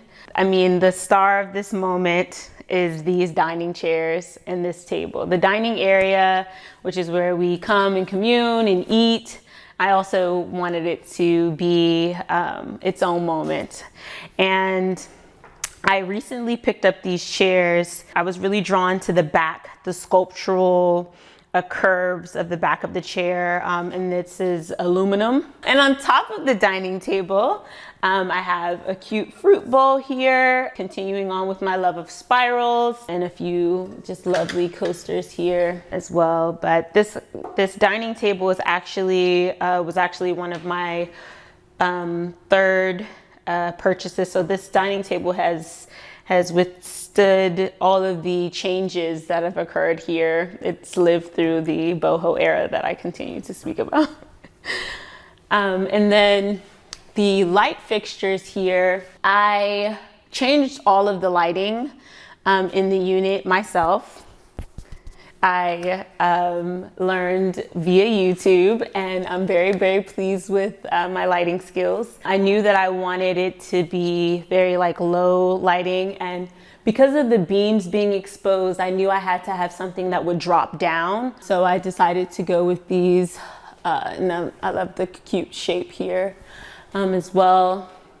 And then I have a few coffee table books on this lovely magazine rack, and I also swatched out all of the lighting coverings for something just a little bit more playful, a bit more fun, to bring a bit more color into the space. And then on the fridge, I have some cute little photos of me as a kid, a few more coffee table books and kitchen table books. And then I placed this very beautiful painting here that I picked up while at the Baltimore Arts Museum here. And then if you come with me into one of my favorite displays. So I enjoy collecting artful mugs. I am a coffee and tea drinker, primarily coffee though. And I have a ever-growing coffee mug collection that ranges from little tinies to super bigs that are really cute and very fun. And I feel like it really takes the moment of drinking coffee and takes it to another level as far as this appreciation for the vessel that the coffee is housed in. So I really like to take the time in the morning when I come down to make my coffee to choose and pick which mug is speaking to me today, and to have a moment with that vessel. So these are a few. This one was gifted to me that I really love. There's a ceramicist in Japan. This one is also a recent pickup from a ceramicist here in Baltimore.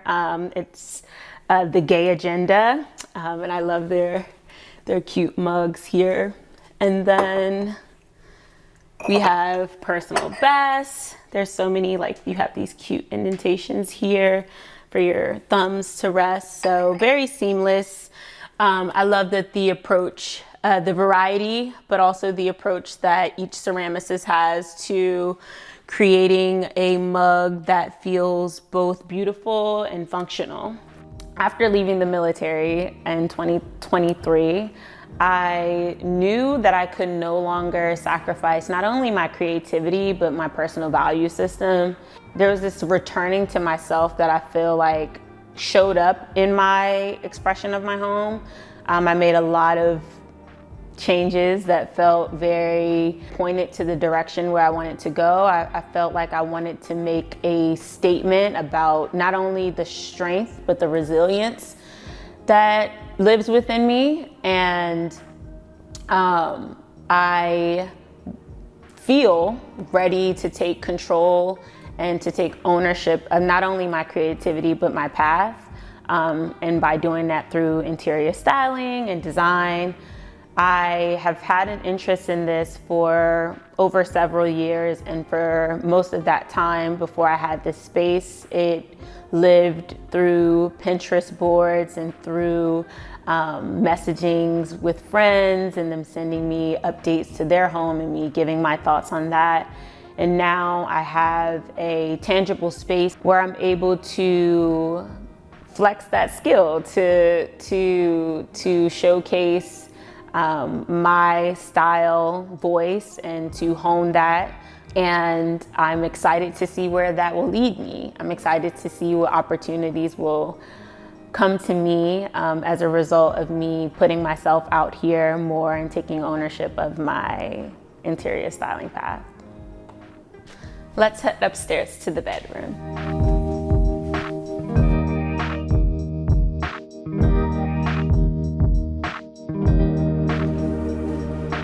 So now we're in the bedroom where a lot of rest happens.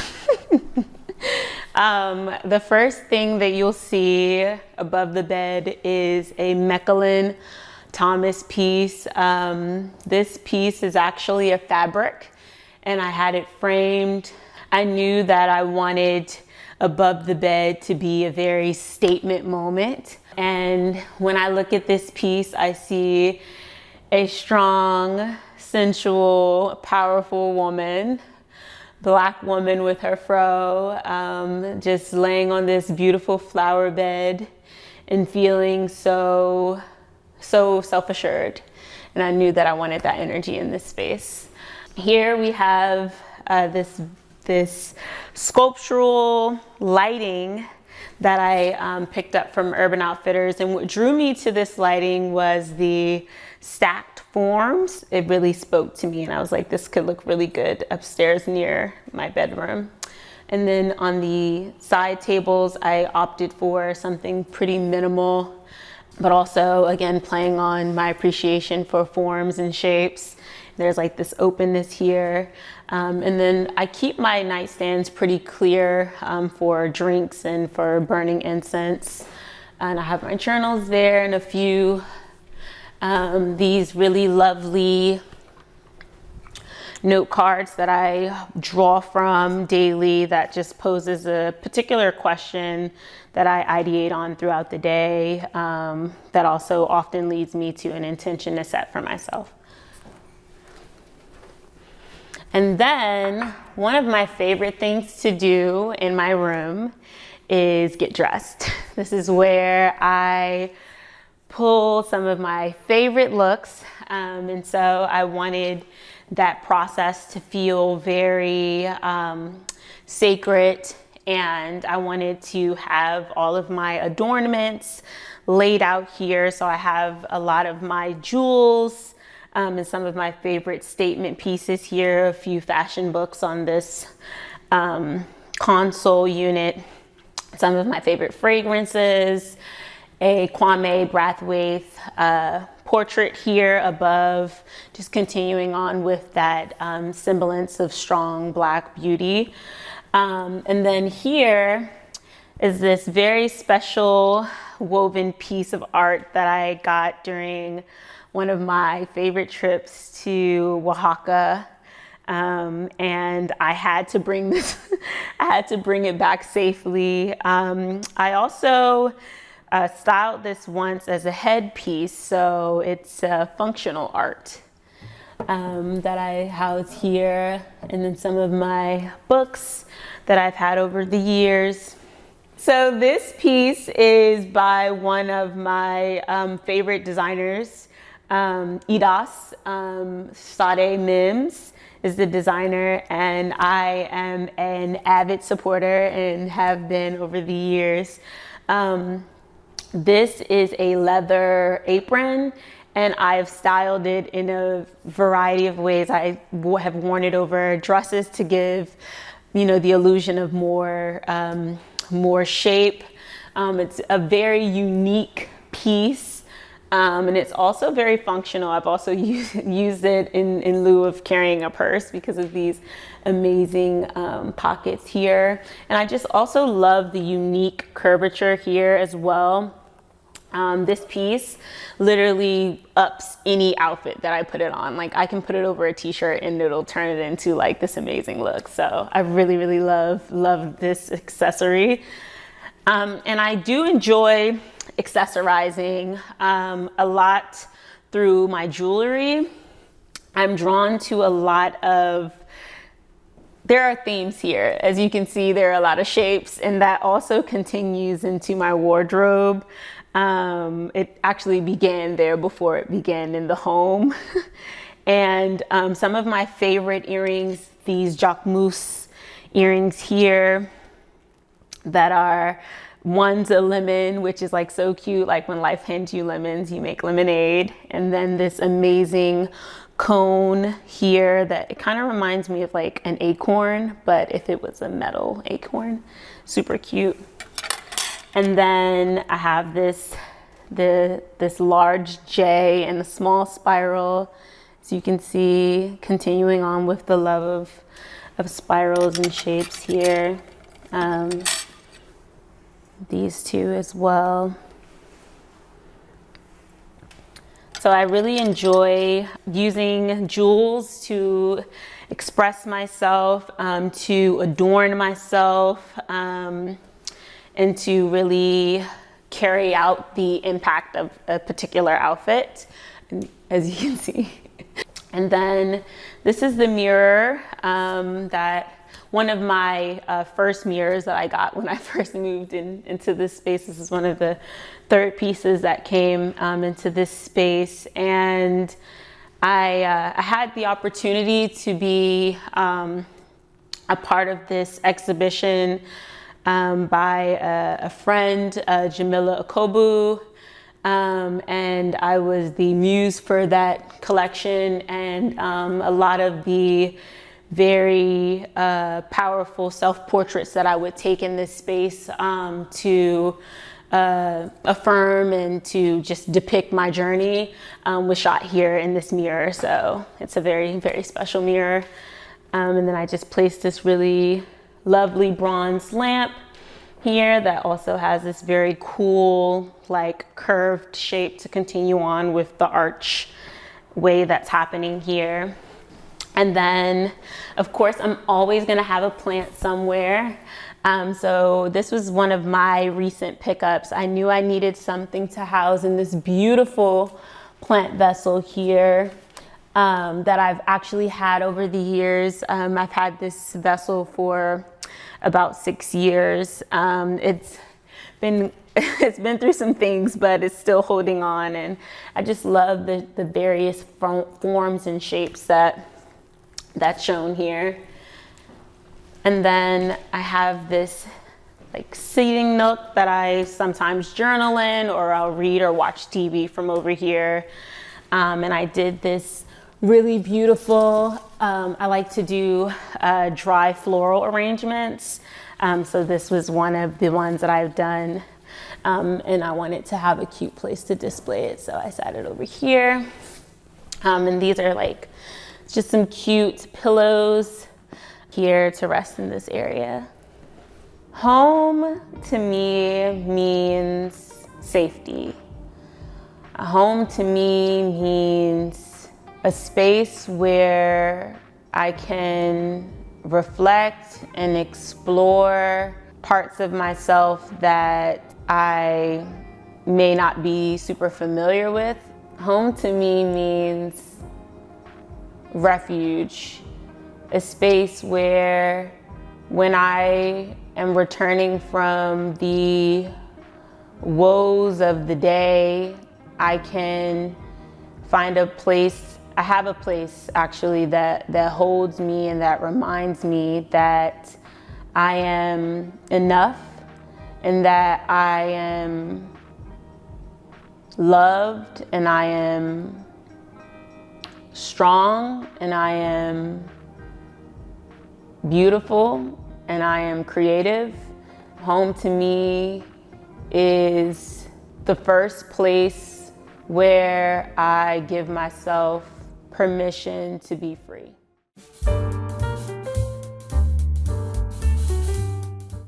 Hi, Homeworthy. I'm Eric. And I'm Nell. Welcome to our home in Baltimore. Come on in.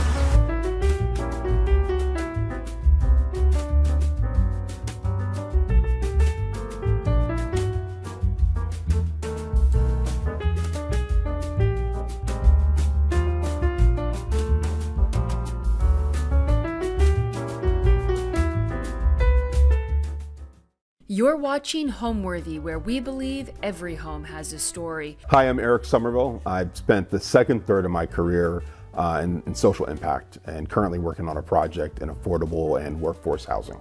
Hello, I'm Nell Somerville, and I have an event firm here in Baltimore called Stonehill Hospitality. So we are in Maryland, in Charm City, Baltimore, Maryland, in one of the mill villages, actually called Dickyville.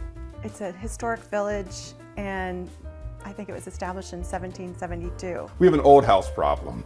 I guess over the past 5 years, we've moved, several times. We probably moved 5 times in the past 10 years. They've all been older homes. I think we first moved to Baltimore, and our home was like 1840, another mill village. Moved to a 1920s, like Italianate, stucco, terracotta condo building. It was great. And then we were really attracted to Dickyville. And first home was built in 1809. And now we moved down the street, another old home here, just with just in a beautiful community that we love, and we love architecture and design, so it's suited us well. And we literally moved 10 houses down the street in the same village. The neat part about how we found this home is we were friends with the people that owned the home.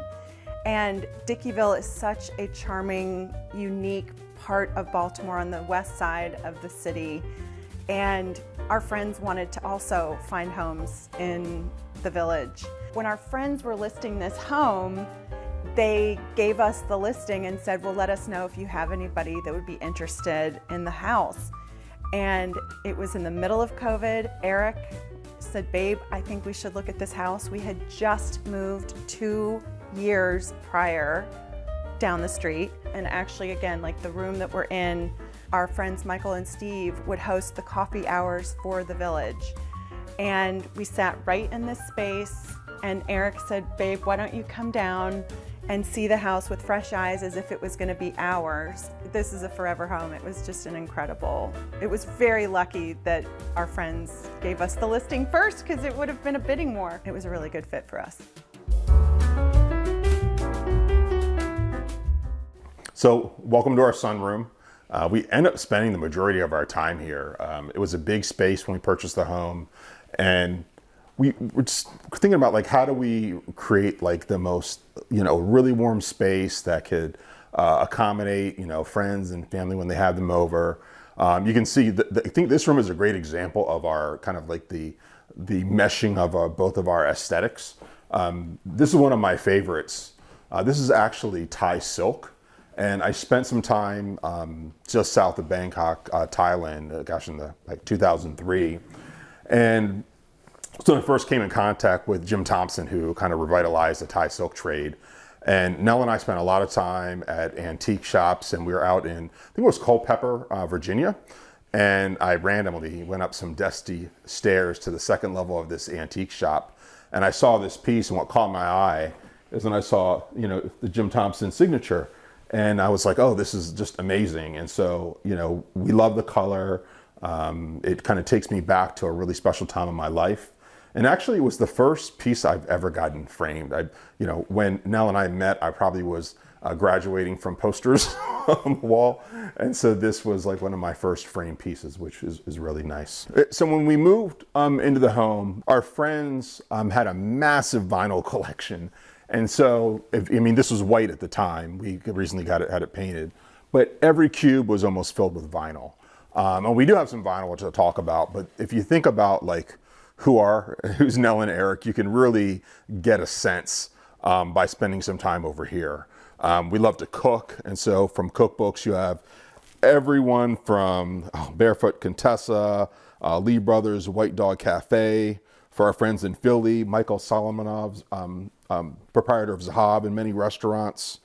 I know Martha Stewart's here somewhere. So Ghetto Gastro, Black Power Kitchen is one of our new finds, which is kind of fun. We also, we like art. And so if you make your way through here, we've been to the 30 Americans exhibit, and this is a really great book. One of our good friends, and we have several friends who are artists here in Baltimore, many that you'll find in kind of the city of artists, and this is all about Baltimore artists. And a Baltimore artist that we're friends with, and I think the entire world probably knows her, but a dear friend, Amy Sherald. We knew Amy when we first moved to Baltimore in 2008, and the world knows Amy for her amazing paintings, as well as the portrait that she did of Michelle Obama that was in the portrait gallery. So when we can, we'll go to all of her exhibits and her openings. Went to the one in New York City, went to the one in London. I know there's one coming up in San Francisco. The vinyl, we do have some vinyl. I mean, everything from Dolly Parton to Frank Sinatra to Herbie Hancock to M.F. Doom to Fela Kuti to Wes Montgomery. I mean, you can name it, as well as opera. And so the majority of it was inherited. We inherited from Nell's mother, who had a friend who had a huge collection. And so, I mean, these are just great pieces. You just grab anything, right? Here's B.B. King. As I mentioned, it's extremely kind of eclectic. I mean, they're all in alphabetical order. The Drifters. These are names, 50s, 60s, 70s, just great collection, as well as some sets. So it really encompasses everything we're about, I think, from other books, everything from Elizabeth Wilkerson cast, to I'm sure there's a Bible in here, to the Bhagavad Gita, Kebra Nagas. So it's really reflection of kind of who we are individually and as a couple. Now, if you look over in the lounge area, this, I think we spent a lot of time going to antique shops and, on Facebook Marketplace or Craigslist, or I think it's Cherish and other sites. And there's a local antique shop called Wishbone Reserve here in Baltimore. And when we saw this Killam rug here, we just fell in love with it. One, we needed a rug that was really going to frame the majority of this room. We wanted something that would really complement the colors, and it was perfect. When we saw it, we knew it, and it just really fell in place rather well. I have to point this out. This is bronze casting, and Nell was a arts major, and so this was a piece that she has created when she was at Ripon College in Wisconsin. And this is actually a piece from a student at MICA where Nell worked as an events planner. So it's just a fun space. So, and this is really cool.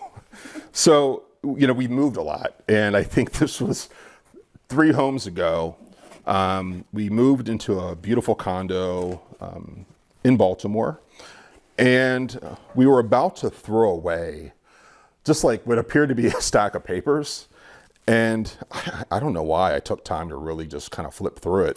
But we came across old sheet music, and it was actually, Bing Crosby's like sheet music that was actually signed by some really kind of interesting folks from his past. And so we have this pretty big collection. We've tried to do a little research to kind of find out who are the signatures here, but it's, again, a really kind of fun piece that we had an opportunity to kind of hold on to. It's always nice to have pictures of family in your home. We opted to, we do have some amazing portraits and old photographs, but our immediate family, grandparents, godchildren, siblings are all kind of captured here. So this is a kind of nice, just kind of homage to family. It's on our wedding day in Kalamazoo, Michigan. And this is, we just found this recently. Whoops. And that's of my mother with her dogs. And this was in New Jersey. Eric did an amazing job talking about the living room. I just want to point out one other artist This is another one of my students from Micah, and this was sold at Art Walk. People always think it's like an amoeba, but I actually gave her these beads, and she made this beautiful, beautiful beaded work. And she was an apprentice of Joyce Scott, who is an incredible artist here in Baltimore. And then I can't let you pass this wall without talking about the baby silver. We just helped Mom downsize. And if you want to come really close, this is my baby cup as a child. And it was tarnished beyond recognition. So that's my maiden name. And we found all of these wonderful trinkets. And then I collect antique baby rattles. This is a merman. This is the teething side, and this is an actual whistle. Little sterling silver bells. Isn't that darling? So when we have our little godsons come over, it's really fun, and we can't wait as the kids get bigger, but this is a nice little short spot. And then it's kind of neat. When we bought this house, it was very white. Everything was painted white. It was very gallery-like. Our friends had these incredible museum quality lights. They had an incredible textile collection. And we bonded over our love of art, which was really neat. And so they had this blue light, Eric, is that right? It was sort of like the type of bulb so that it wouldn't show up orange. The reds would really come out blue. So there were pin-spotted art on the walls, which was really neat. But of course we wanted to make it our own. So we painted the vinyl library this navy blue, and then we wanted to delineate this giant space and make this the dining room. Their television was over here, but again, classic 80s with the skylight. I said, my gosh, this would be the perfect place for a dinner table. The dining room used to be in the main room that you walk in, but I knew immediately this should be the dining room. And Eric talked about the vintage rug from Wishbone Reserve in Baltimore. We also found these vintage lights and had them installed over the table to make this space feel like a dining room.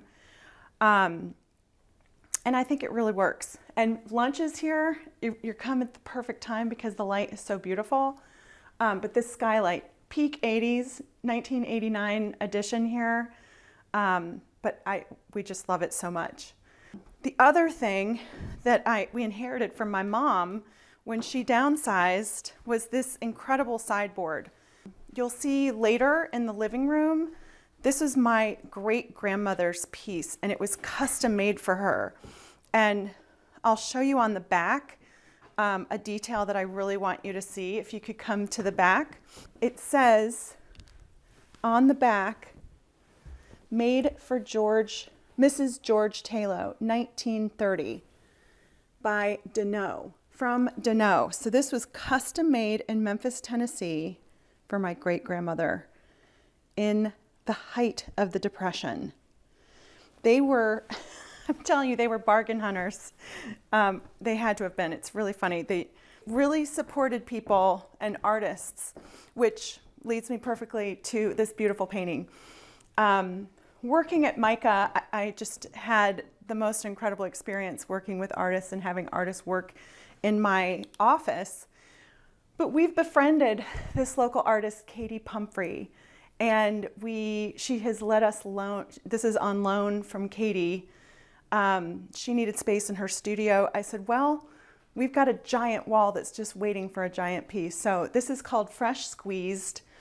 Katie Pumphrey is the artist that just did a 24-mile swim in the Baltimore Inner Harbor from the Baltimore Bay Bridge to the Inner Harbor. And I was there waiting for her, whistling as loudly as I could. It was incredible.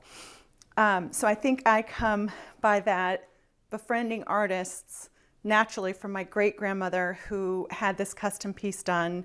But again, this buffet is set up so that we can have friends lunches. I've actually set this up for, if you want to come closer here, my book club is coming. I have another artist friend. If you want to go tight, I have to show you. I had this artist custom make these place cards. We are reading the book Horse by Geraldine Brooks.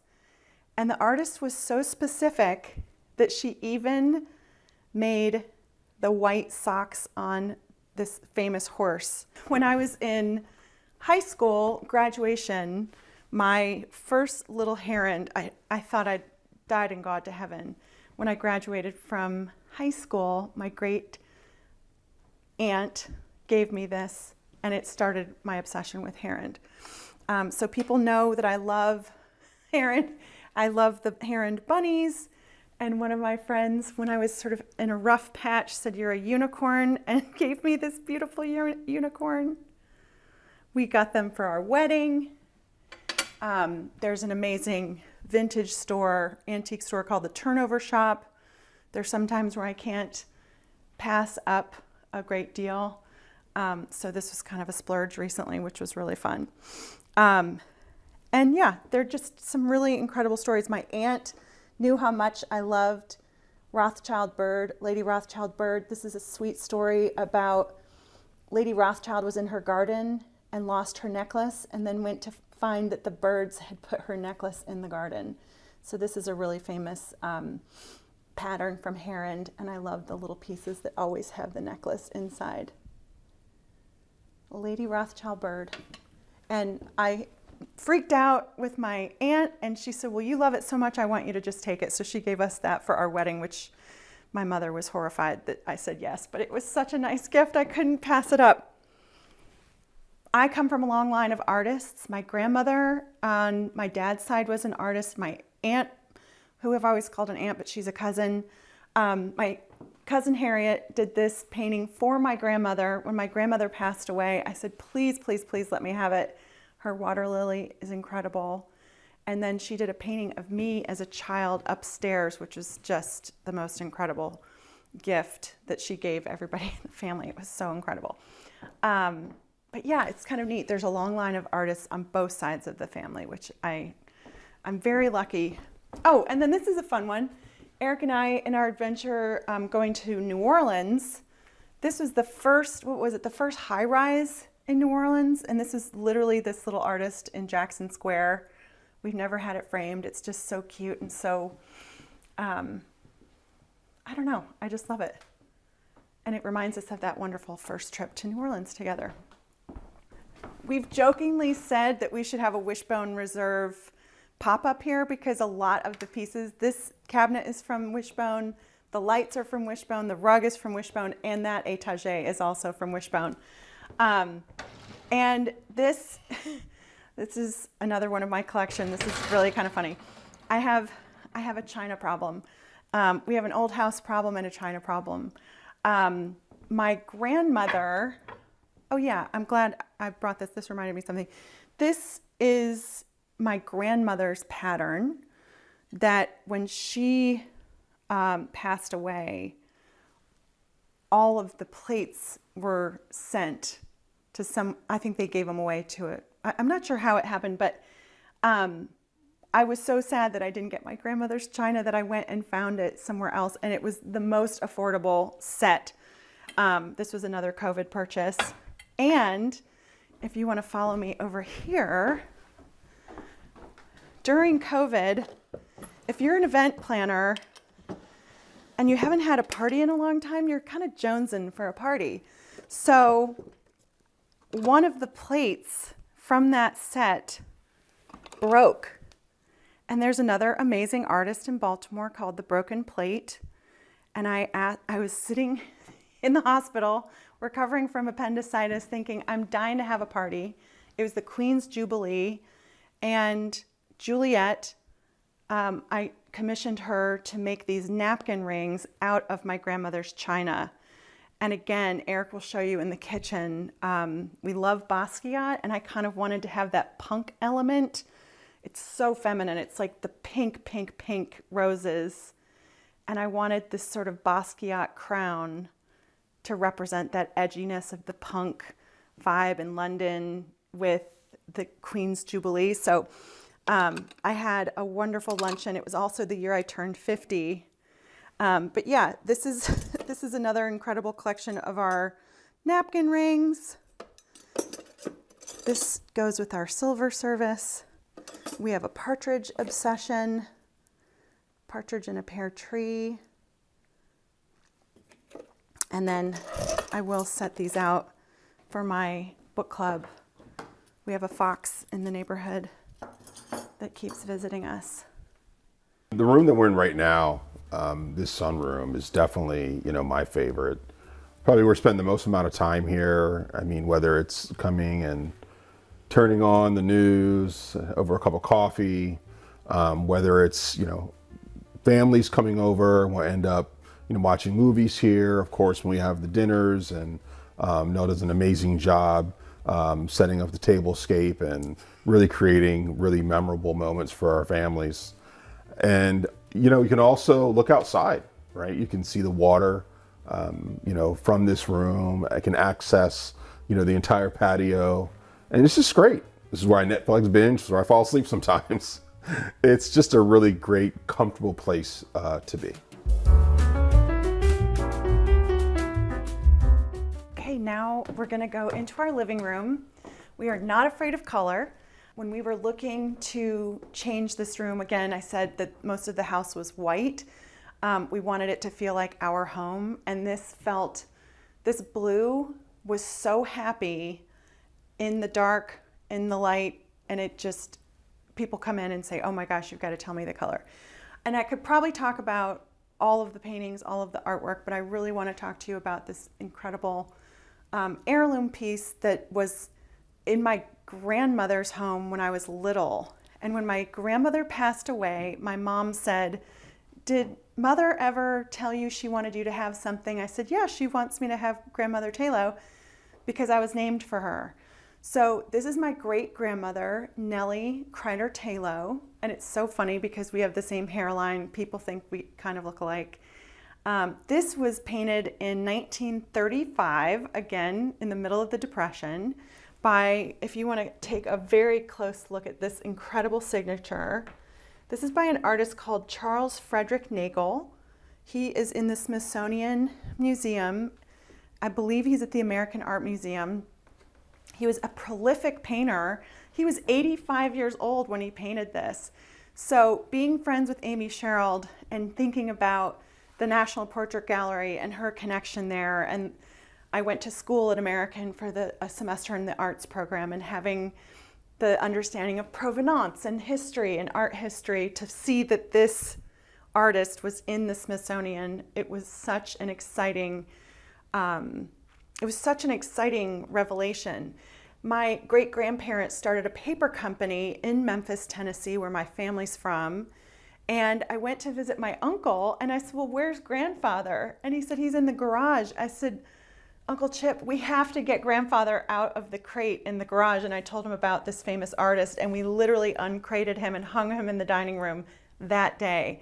Nobody knew that this artist was famous. So it was a really cool experience. And we've had her restored, but when they were looking, they started taking the paint off, and they said, we actually think this dress might have been lavender. I said, don't do any more. I want it just the way it is. But it's very interesting if you see the detail. The artist that was restoring it, I said, oh my gosh, I've lived with it this way for so long. If it all of a sudden became a lavender dress, I don't know what I would do. So this is a very special, special piece. And again, so much of this room was inherited, and a lot of the brown furniture, the mahogany, was in my mom's house and something I'd always wanted. When we downsized, Mom is now in a retirement home, and we were sort of talking about the things that we wanted from the home. And I said, Mama, I have to have the lyre table because I was an AKO at Ripon College. And this beautiful lyre table, this library table, is very special to me. I'll never forget the president of our sorority. Her mother found her these lyre bookends, and it's just something that I'm still very close with my sorority sisters, so it's really a neat piece to have. And again, this room doubles as my office. I have a teeny tiny little nook office upstairs, but if I need to spread out, this is sort of where that happens. We have the ability to have our buffets if we wanted to start with cocktails in here and then go down into the dining room table. This is a great place to do that on these 2 buffets. This is our first house in Dickyville. When we bought the home 10 houses down, this is called the Gingerbread House. This is the one from 1809, and we believe it was on Fort McHenry and was moved to Dickyville, and it became the infirmary of the Dickyville village. We had just moved 2 years before, so it was sort of a crazy move. So my darling Eric had this painting custom made for us. This is a very, very special piece. And if you know anything about history, which is, again, I'm a history nerd, I'm the child of a history professor, you know that the War of 1812 was in Washington, D.C. There's some really cool history there from our family.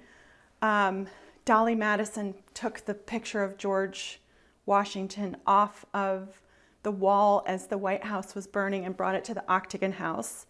And we are related to the Talos from the Octagon House. And so this is why I know the history of the War of 1812 a little bit more than your normal person. But knowing that the War of 1812 was in Washington, D.C., if you know anything about D.C., you know that D.C. was a swamp. And so Wes, in the history of painting this, made the men in the swamp. This painting is called Uniform Choice. And as you can see, they are black men in the War of 1812 that would not have had a uniform choice. So he elevated these soldiers in these beautiful uniforms. And it's so powerful. And we had it framed here in Washington, and it hung proudly in our house for 2 years when we lived down the street, but we absolutely adore it. Isn't that an incredible painting? We've sort of jokingly called this like the ladies' lounge because it's the Nells. So this is Nell Bond. This is my other maternal grandmother, who I'm named for 3 Nells. So this is Bidey, or Nell Bond. This is my mother's grandmother, my great-grandmother. And then Grandmother Talo is my mother's father's mother. So both of my mom's grandmothers are here.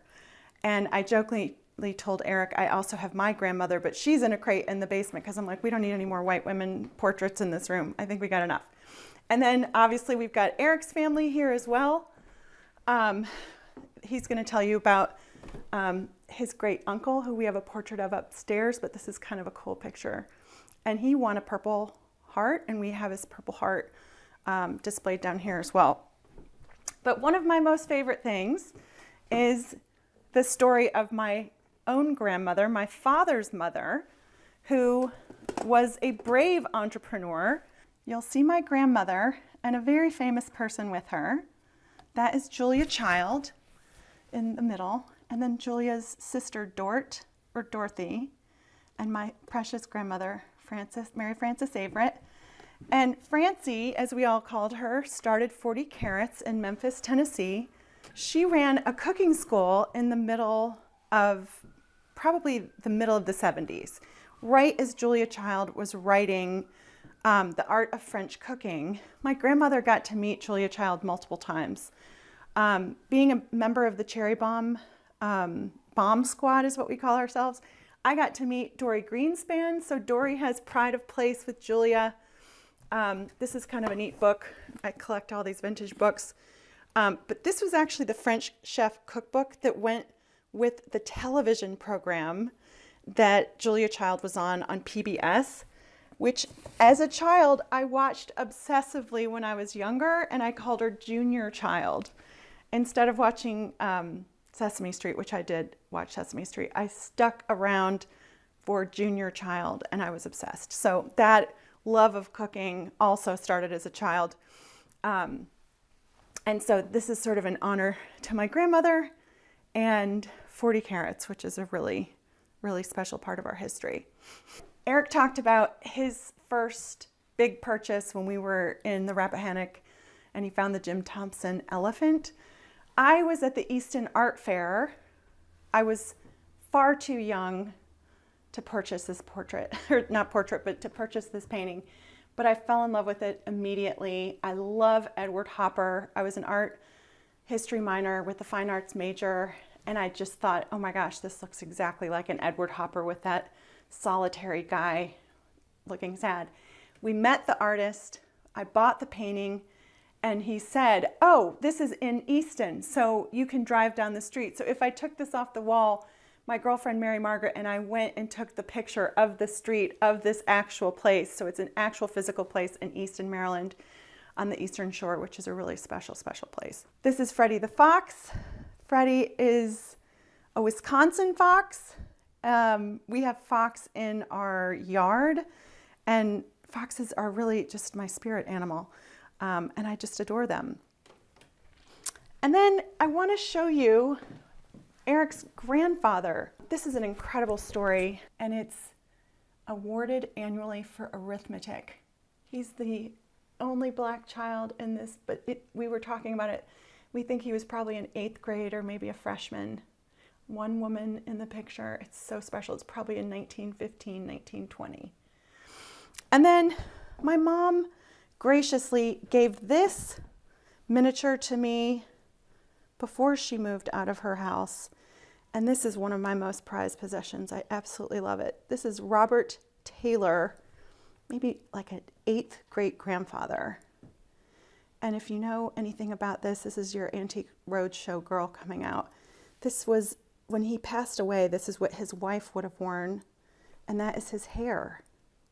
It's plaited, as they call it, so it's like that braided hair and that beautiful monogram, that RT. So this has a significance because you go to these historic houses. My parents were both art people or history people, so they'd drag us to every historic home from here to Memphis, Tennessee, from here to Atlanta. And when I was younger, I was like, oh, not another house. But it was one of these things, you'd see these miniatures, all these, I think they call them memoriams. Okay, now we're joining Eric in the kitchen, who's going to tell us a little bit about these Basquiat-inspired skateboards. Yeah, so this is a triptych that we purchased from the Barnes Museum. We have a really great friend that is on their leadership team, and during one visit, we've been up there a couple of times. This caught my eye. Love Basquiat, but I've also worked in nonprofits for years, and so the organization that produces these is called the Skate Room. So they advocate for recreation for youth, and they partner with the estates of artists, and they're able to license some of their images from some of their paintings. So this is a really fun triptych that we put in here. Yeah, I love. And again, there's so much traditional stuff in our house that the edginess of the art kind of tones down the sterling silver and these antique quilts. This is in another Victorian quilt. I feel like Little Women, it's like you can see the silk and the things. It's actually, the silk is shattered. It's so old. But we love it so much. We almost hung it on the wall. The velvet, everything about it is just, it's so graphic. It's timeless. But we couldn't hang it on the wall because they said it was just too fragile. And then we just have this fun bar set up for parties. This is sort of an easy thing, help yourself kind of thing. And using, again, my grandmother's vintage silver. She won the Junior League Garden Club in Memphis in 1954. That's my grandmother, Nancy Taylor. And then I couldn't get rid of Mom's chickens. All of my Junior League cookbooks are here. I was in the Junior League of Washington when I lived in DC for a long time, so that was very fun. I'm in cookbook clubs, I'm in book clubs, and then we have Eric's mother here every Sunday for dinner, and it was her birthday yesterday, actually, so she got her little special happy birthday to you. This is vintage M.H. Hadley from Kentucky. I personally love this pattern. So yeah, we have breakfast in here. This is a very special And this is a giant kitchen. Our friends that lived here would invite us and we'd have dinner. And again, we've changed it around a little bit, but we love it. Yeah, it's probably the one room that we have done the least to. It's really been, obviously adding books, some art on the wall, adding a tulip table here. We found, as far as like design in kitchens, if you change the countertop, get a new faucet, that begins to kind of make it yours. In the future, we might do something larger, but we just felt, let's just add a couple of additions in some of our pieces that kind of bring it to life for us. Right. So we did change the countertops. Eric's right. We changed. It was a very, very mid-century modern white laminate. And again, we beat the heck out of our countertops. So that's a tip that we've done in most of our houses, and put in this fabulous, fabulous sink. And then it's just wonderful to be in Dickyville and wash the dishes and see everything outside, the neighborhood passing by. And now we really should go to the sun porch, because the screened-in porch is the most, I think that actually is one of my favorite rooms next to the guest room upstairs. One of my friends, actually one of our friends' framed it best. Said, being around Nell is like being around someone that's having fun for the first time every time. So you can imagine the boundless energy. So sometimes it's hard to keep up with, but really brings a lot of joy to our family, to our friends. We love to entertain, and she really brings just, that hospitality. I mean, it's shocking that she's worked in hospitality her career, but I would say that's kind of, what I really admire about her. I admire so much about Eric that it's like hard to list, but he is the yin to my yang. My high energy, Eric sort of calms me down in the moment of getting ready for a party, getting ready for whatever it is. He is the center of the storm, and has this calmness around him no matter what. The screened-in porch is probably one of the places we live the most, from the fall all through the winter. During COVID, this was the absolute best respite. Our friends would come over. There's probably too many tables, but we had people come out for dinner. And because it's screened in, it was just this wonderful, spacious place to be with friends during COVID. Another incredible collection that we have, I admitted that I'm a bird nerd. This is my grandmother Nancy's bird collection. And she befriended the artist in Pickwick, which is a lake community right outside of Memphis. And the artist's name was Neva Boyd. And when we were moving Mom's stuff, this was the one that I put the highest insurance value on, because I did not want to lose any of these. They're so precious to me. They're so precious to my mom. I think we lost one petal of one flower, but it's a really, really special. And they are hand carved, hand painted. They're so mid-century mod. When I shared with some friends, they said, oh my gosh, my uncle has the same kind of hand painted birds. So yeah, Neva Boyd. I looked her up online. I even found one on eBay, this brown thrasher, and it had her name and the type of bird it was. You can tell it's a teeny bit different.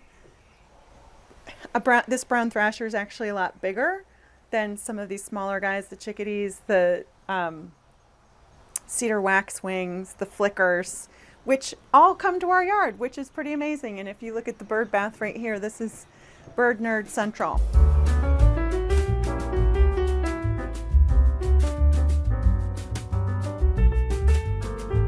We're going to actually go down into the garden. We're going to show you what the previous owners did so that we don't have to water. We have 3 types of magnolia trees on the property as well, and the birds go nuts for their beautiful, beautiful seeds. And last week I saw the red fox. We think he might live in our hill. All of the ferns come back every single year. We have Johnny jump ups over here. We had to move the hydrangea because the deer are insane and very hungry. And so you can see they've like mowed down the bottom, but I'm gonna ask Eric to get some of the taller, this is an oak leaf hydrangea, which will go perfect in my buffet arrangement on the sideboard. Do you wanna get one of the taller ones, please? Sure. Thanks. Oh, Just 2 of those. piece here. Yeah, perfect.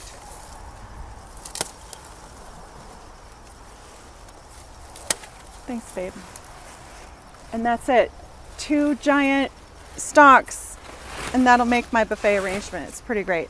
But now we want to show you the Gwynns Falls River.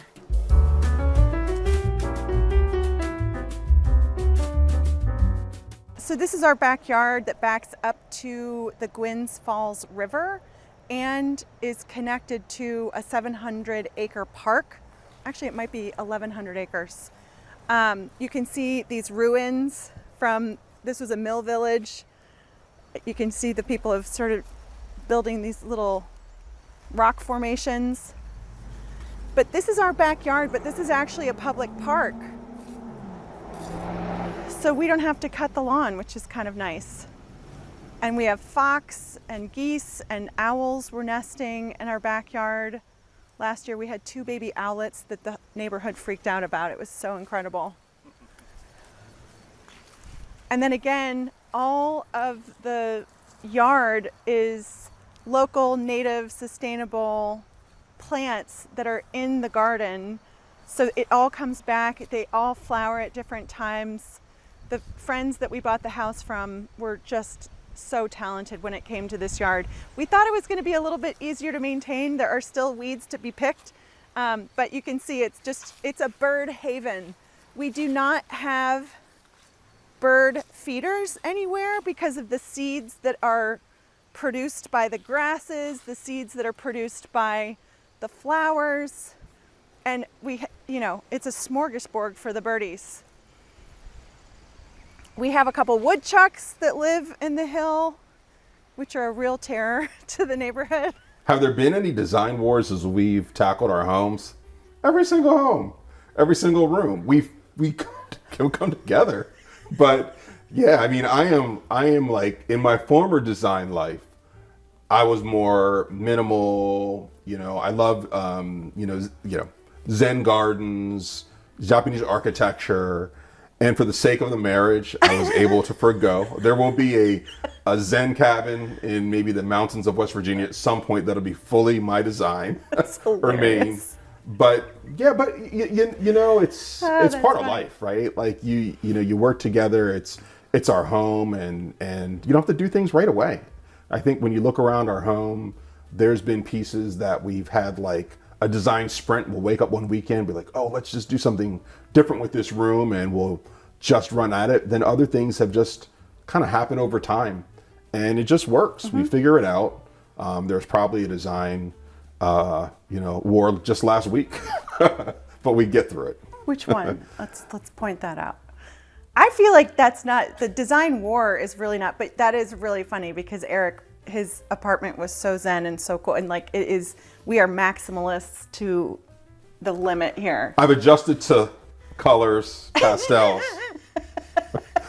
as you can see here. You were always a colorful, creative person. That's funny. I think our decor style is definitely maximalist, very traditional with a modern sort of edge. We have an incredible art collection that reflects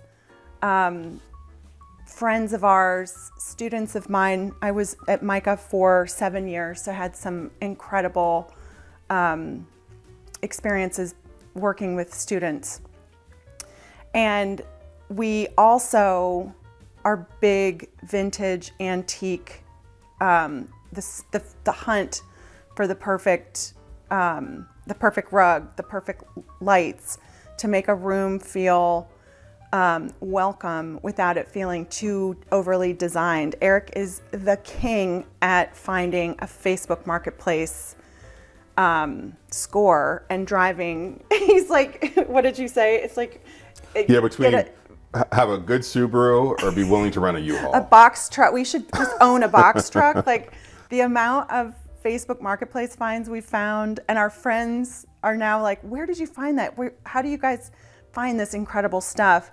We've been very lucky on both sides. We've inherited some beautiful antiques from our family, both sides of the family. And, you know, using that brown furniture to our advantage. I've always loved the beautiful inlaid mahogany, but again, we don't want it to be so traditional that it's fussy. So I think we've done a good job of balancing that out with our, you know, funky art collection, you know, and finding a $10, you know, hutch from Home Goods that just happens to fit with the whole space.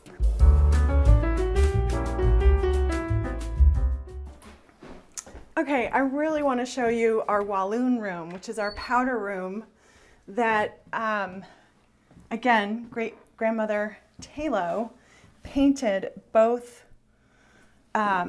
paintings in this room. So this was a painting of the cottage at Walloon Lake that my great-grandparents built in Michigan.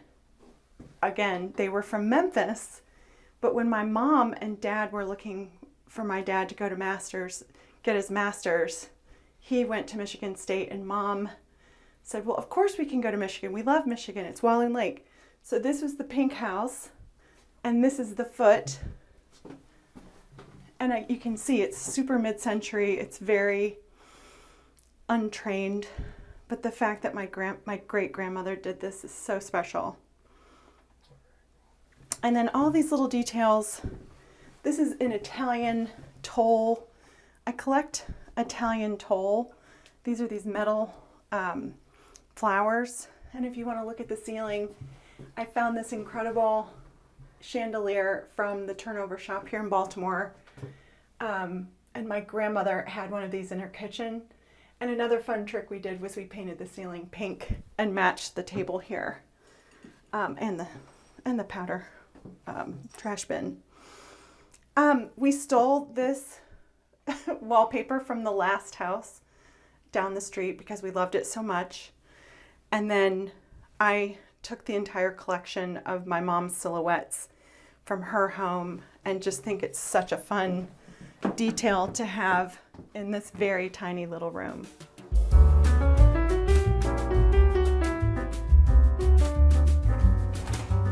So welcome to our office. This actually was our guest room, and we were both working remote.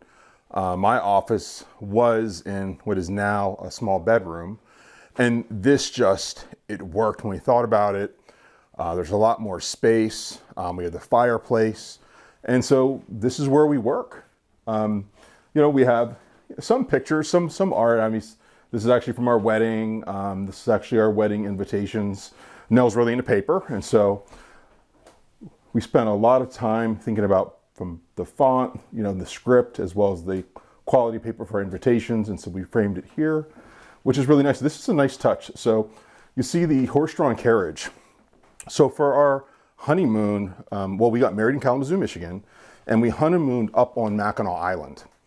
And through some connections, we knew the Musser family. The Mussers had been the owners of the Grand Hotel. And when we were planning for our honeymoon, we, you know, reached out to someone who worked with the Mussers, and we spent a couple of days at the Grand Hotel, which was nice, just as is. The second day we were there, we got a phone call, and the Mussers had arranged for Nell and I to go on a tour of Mackinac Island in an English carriage from the 1800s, that all the presidents that have visited Mackinac Island and Grand Hotel had an opportunity to take a ride in as well. So that was pretty cool. I do want to point out this painting. This is actually, there is a photograph downstairs, I think Nell may have shown you, of my great uncle, as well as great aunts and another great uncle. So he kind of served in World War II. He was based in Italy. And this painting was actually a DC painter that was probably painted in the, probably in maybe around the 40s or 50s, but it was installed in the Anacostia Community Museum in Washington, D.C., which is really about civil rights, cultural and vibrancy of the Anacostia African-American community. And so this was in my mom's house, and now it's here, but it's nice having this in the office. And so over here, this is a picture of Nell's mom. And then if you look down, that's a picture of Nell in the same dress, which is pretty cool. And this is the painting that my aunt did of me as a child, the artist, my cousin Harriet. This is me when I was little. And then you might also know that we're OG Homeworthy fans. And Allie and I were talking, Ashley, before, and she said I should definitely show this. I also want to point out something, I guess, it's very serendipitous. This is an ottoman that we brought from the home down the street. But on the walls in that same fabric are curtains that we also brought from the old home, and they fit perfectly. So, you can imagine how we felt being able to take some of the design aesthetic that we liked at our old home and kind of weave it into this new one. So it's been just really, really fun to get work done here. It feels very light and airy, so we enjoy it. And you can also you can see the water from here as well. So in between emails, and I could, get a little bit of zen and relaxation being able to see the water from my desk. The other cool part about the drapes and this ottoman, we are, again, big thrifters. We love to salvage anything as much as we can. I think we bought 12 yards of fabric for like $120 and have had all of the curtains made. We had a runner, a skirt made for the guest bed when the guest bedroom was here. It's like you really arrive if you can afford a runner around your tall queen bed. But yeah, Eric's point is it's pretty incredible. And my tiny little, this is my craft closet. I love working in this space, which is the smallest room in the house. When I started my business, I was named for 3 Nells: Nell Bond, Nell Taylor, and my great aunt Nellie Taylor Ross. Nellie Taylor Ross was the first woman governor of the United States. And I hang this in my office to remind myself of how brave this woman was. Anytime I get a little freaked out, like what am I doing? How have I done this? She blazed this trail. So every person in our family is so proud to be related to this woman who lost her husband to appendicitis and was the first woman governor in 1924. So that's kind of a fun little detail. But another fun story is that Homeworthy, Allison Kenworthy, is a dear family friend. I was her youth minister when she was 14 years old. I'm going to show you in the other room some pilgrimage details. But I was an artist, and I would take my travel journal. This is Holy Island. We went on a pilgrimage to Mexico. Allison might remember the mountains outside of our camp. And this was San Juan Capistrano. We did a pilgrimage down in Mexico and built a house for a homeless family. And then, again, I'm the youth minister that cusses. This is my paper porn collection. As an event planner, I love, as Eric said, I love the details of the paper. I'm glad he pointed out the thing about the little carriage and how lucky we were that we got the carriage ride. But this is all of Allison and Michael's details from their wedding, from their baby Grace's announcement, the bridesmaids luncheon at the Georgetown Club, their New York Times. So every single friend of mine that sends me an invite, I then keep the wedding invite, the thank you note, and then everyone thinks I have a great memory. I don't have a great memory. I just reread the cards and remember from that standpoint. So it's a really fun thing. And Allison and Michael's wedding invitation and their menu cards were designed by her friend Inslee. somewhere in here. Look at this incredible thing. I can't put my hand on it right now, but Inslee makes these incredible calendars. So I've collected these Inslee calendars, and I have a couple gifts that are ready to go. But this is just really inspiration for Stonehill hospitality. If I kind of get in a rut, it is a little hoardy, I admit. But my friends on their birthday, they can't believe that I can sit here and pull out the wedding invitation and the thank you note. My friend Kirsty got me into this a million years ago. I just went to a friend's birthday party at the Selgrave Club last week, and this was literally last week, and it was just such a sweet memory. And this was her wedding invitation from 1,000 years ago. So that's kind of a fun detail. Now I think we should show you my favorite room, the guest room. My love of collecting came from my mother. My mom and dad are both historians, and to the point where Eric and I were at my cousin's wedding in Jamaica, and we got the word that we had gotten tickets to Antique Roadshow. My mom was so excited to go to Antiques Roadshow in Michigan that she had every member of the family sign up so that she would get tickets. I'm very, very lucky. Eric and I are in Jamaica, and we got the email, and I called Mom immediately.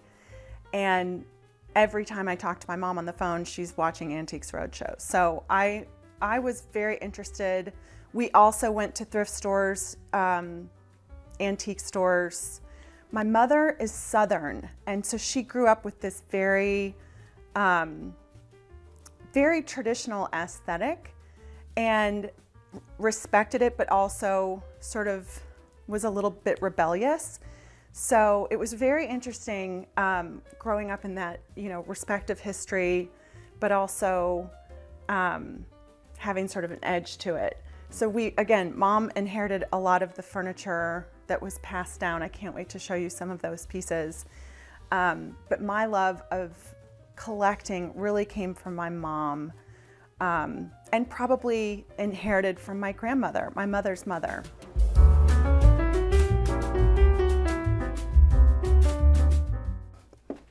So Eric said, when we sort of needed the itch to scratch, we didn't want to move, I said, let's make this big room the office, and we made this the guest room. So this just turned out to be, it's very tight, but it's cozy. And I think when you're sleeping away from home, there's something about having a tighter space that makes it feel very comfortable. So we moved the cannonball bed. This is something that's been in our family forever and ever. My grandmother, Nell Bond, nicknamed Bidey, did this quilt. This is one of, these ancient quilts are so incredible. And then one of my favorite things is Eric and I worked in this 5-star hotel in Washington, D.C., so we kind of go nuts when it comes to the amenities. And Eric said we went to Europe for our friend Amy's opening in London, and then popped over to Paris, and I bought these beautiful, lipstick at the Hermes store in Paris, and I'm like, I can't throw away this box, it's beautiful. And it goes with my, Amari collection, so I used it to put the Q-tips in here. So I just thought that was sort of a fun little trick to save your favorite little boxes. We love our orange and brown boxes. And then there's slippers in here and things like that. And then, again, going through my mom's stuff, when we were going through her house, I'm like, this is called a sugar scuttle. So whoever's coming to visit, Katie was here last, so my dear friend Katie. So I put the chocolate-covered espresso beans in the scuttle. And I don't know if you know the story about a scuttle, but a scuttle is the actual scoop that was on a boat. It's called a scuttlebutt. Or a scuttlebutt is the gossip that they were talking about. Well, the scuttle was the scoop. So that was like the original water cooler. So a scuttlebutt is the gossip that was talked about around the water cooler, which is kind of a fun. So all these weird little historic, antique things, they have stories that are attached behind them. So just keep digging into that. It's very fun. This is a biscuit tin, which is so Southern. Most people have cheese biscuits in the South. But we've got like Pedialyte if our friends have like tied one on a little bit too hard at one of our parties. And then, a little nuts, things like that, just to make your guests feel very, very taken care of. And more blankets and towels. This is insane, but these are all of the collection that my mom had of her trousseau when she got married to my dad. Look, the tags are still on them. So anybody that has a T in their name still gets these beautiful, beautiful napkins and handkerchiefs as a gift. I grew up loving to host, and even as a child, my family had parties all the time. I come from a long line of party planners, basically. I also belong to the Church of Paying Attention, the Mary Oliver parishioners, where if you are in a space, pay attention to the birds, pay attention to the energy in the room, and not necessarily put out your fanciest thing, but think about the guest that's coming and make them feel really special. I think that's what hospitality is all about. It's making somebody, it's sort of kindness accelerated. Make it comfortable for your guests, and those little details, very Ina Garten, like don't be so stressed out at your party that you can't enjoy it yourself. Have a very simple menu. Peanut butter and jelly in the rain is more fun than, filet mignon sitting uptight at your dinner table. I'm going to take you to our bedroom now.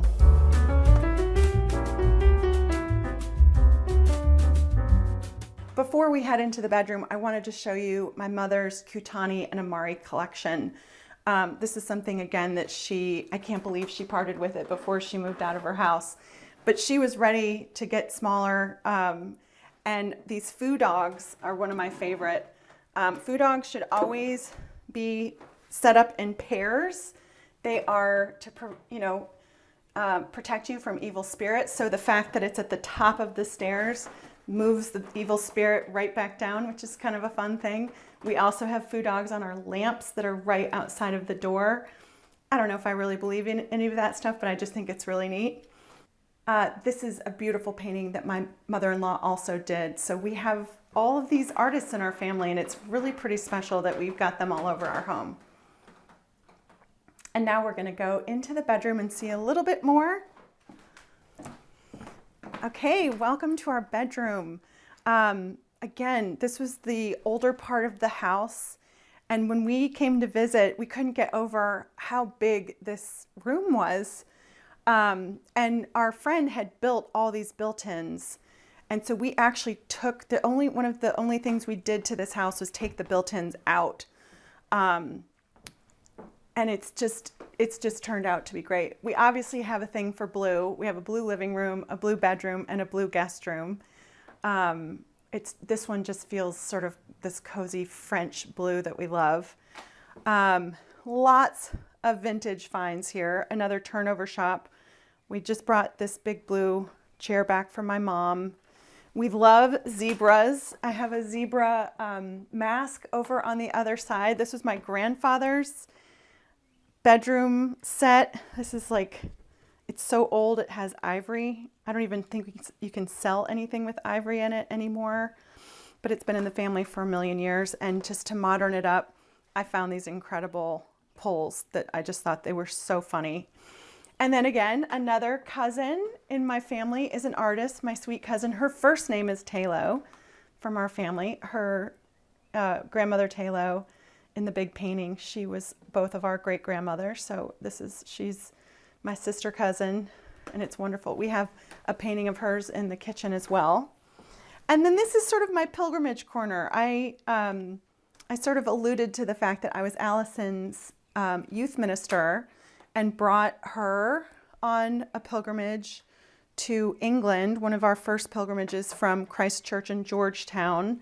And a lot of the details in this little, I guess it's an old display case. This beautiful mahogany display case has a lot of memories, from the Episcopal prayer beads to thumb prayer beads.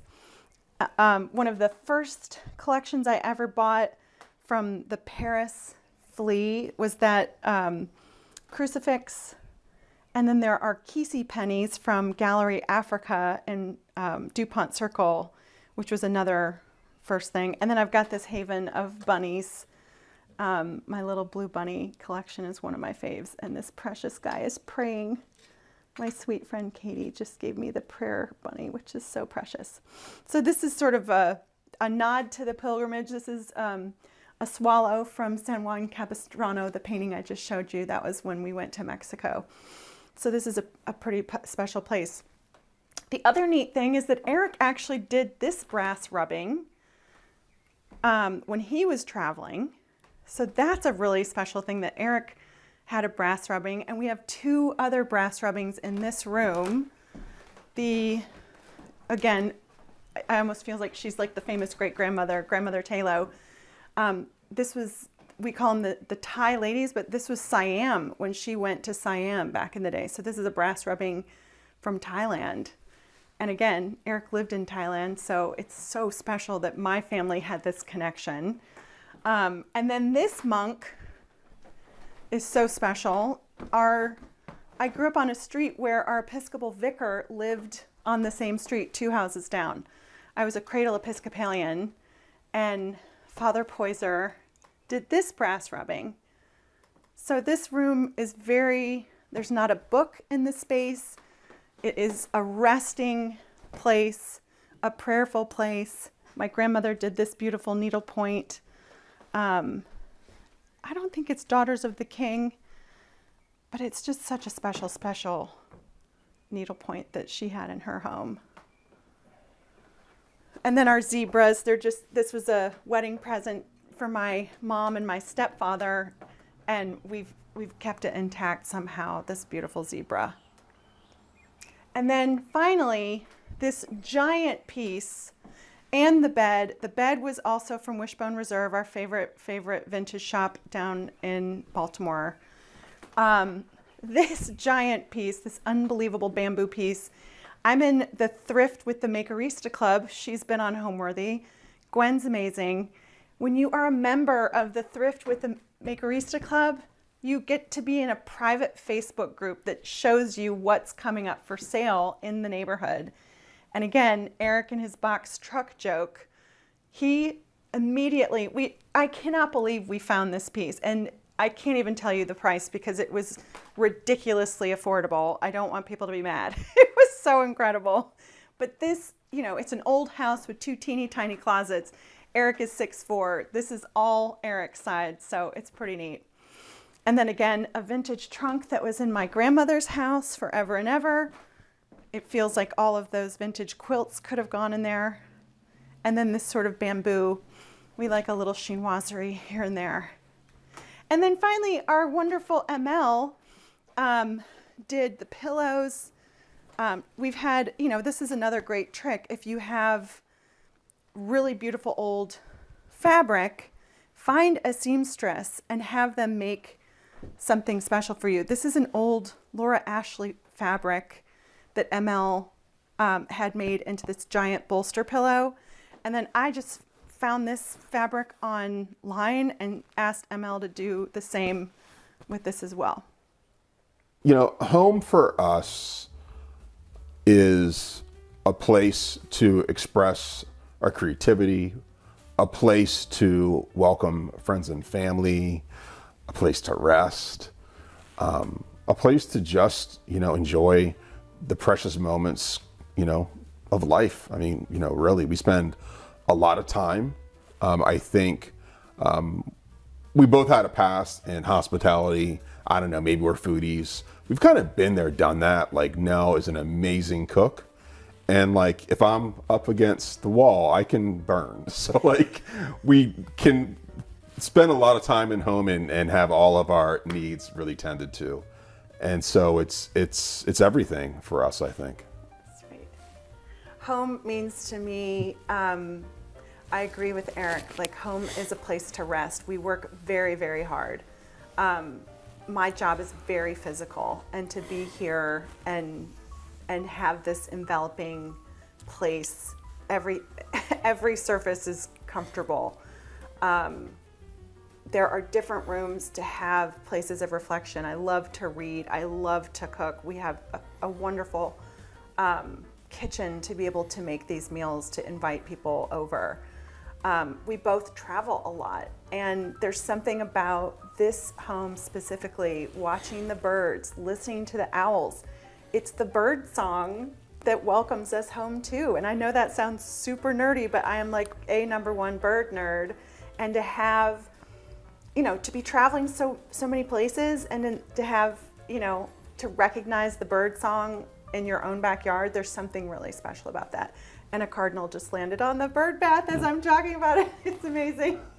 And I'll say for us home, at least our home, we welcome folks that are also looking to get better at cooking, because we have quite the cookbook selection, which you'll see in many rooms. But it just makes life so special when you can just look to the right, grab some amazing cookbook and find a favorite recipe or try a new one. Yeah. It's very neat. And what Eric's saying, he can burn on the grill and not burn the food, but burn as in he's really good at cooking. I hope folks would get that. When we first started dating, Eric made me the most beautiful meal with carrot ribbons. I'm like, what guy makes carrot ribbons on a first date? It was the cutest thing in the world. But yeah, there's something about, I do have an extensive cookbook collection, and Eat Your Books is this incredible, they actually were just bought. I'm so proud of them. It's turning into an app. I have a lifetime membership to this app, but you say carrots and you put in carrots, it then shows you the 150 recipes you could make in your own cookbooks that use carrots.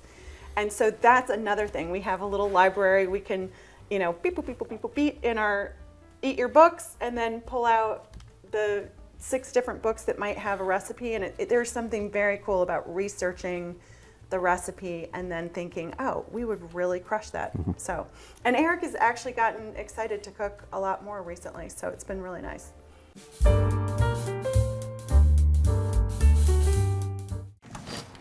Hi, Homeworthy. I am Nisozi Kakembo. Welcome to my home in Maryland. Come on in. I cannot wait to show you around today.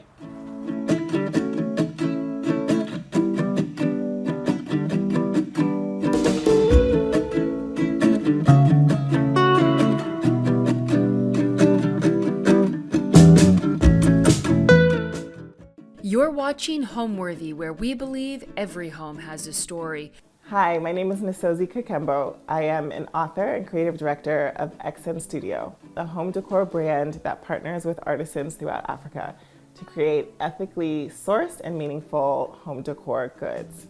We are at my home in Silver Spring, Maryland, just outside of Washington, D.C. I actually grew up around the corner from this rental home, and I never anticipated or planned on being back in this area. But as life would have it, my son got into a really great high school program close by, so we packed our home, packed our bags, and moved about 10 minutes away from his high school. And so because I knew at the time that this was going to be like a 2 to 3, maybe 4-year home, depending on what we decided to do once he got his driver's license, around the age of 16, which is knocking on our doorstep now. I wanted a home that felt good because home is my profession and my vocation, but I didn't know really how to invest in a temporary space, making it feel my own without spending too much money. So that was the welcome challenge that I had when finding this home. And really, I feel like I can convert almost any space aesthetically into something that works for me and my family. But having a layout that works for us is something that I really prioritize and value, even over the aesthetics of a home. You can always change the aesthetics, but you can't always change the layout. So especially in the suburbs, a lot of homes are cookie cutter, a lot of homes are replicas of one another in terms of the floor plan. But this one I found had a really unique floor plan. It's an end unit townhome. There are some really lovely ceilings. We have lovely skylights.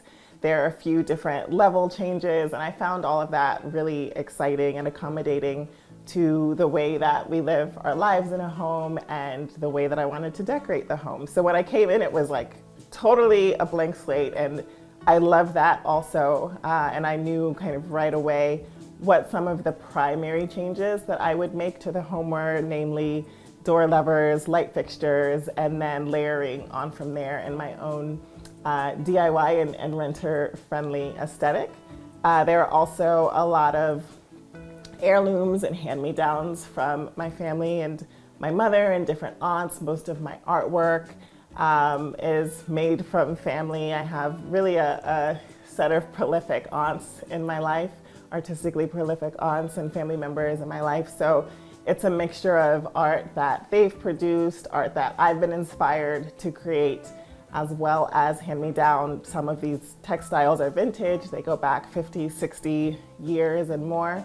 And then the newer textiles that I've created.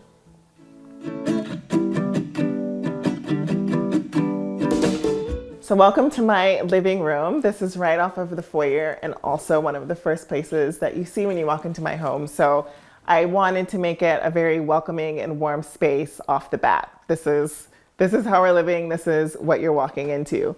So I've somewhat replicated this vignette from my previous home. That's also one of my renter hacks. You don't have to start completely from scratch. You can really somewhat copy and paste different aspects or vignettes of your previous home into the space that you're moving into if you have a similar palette or space that you can make that transition onto.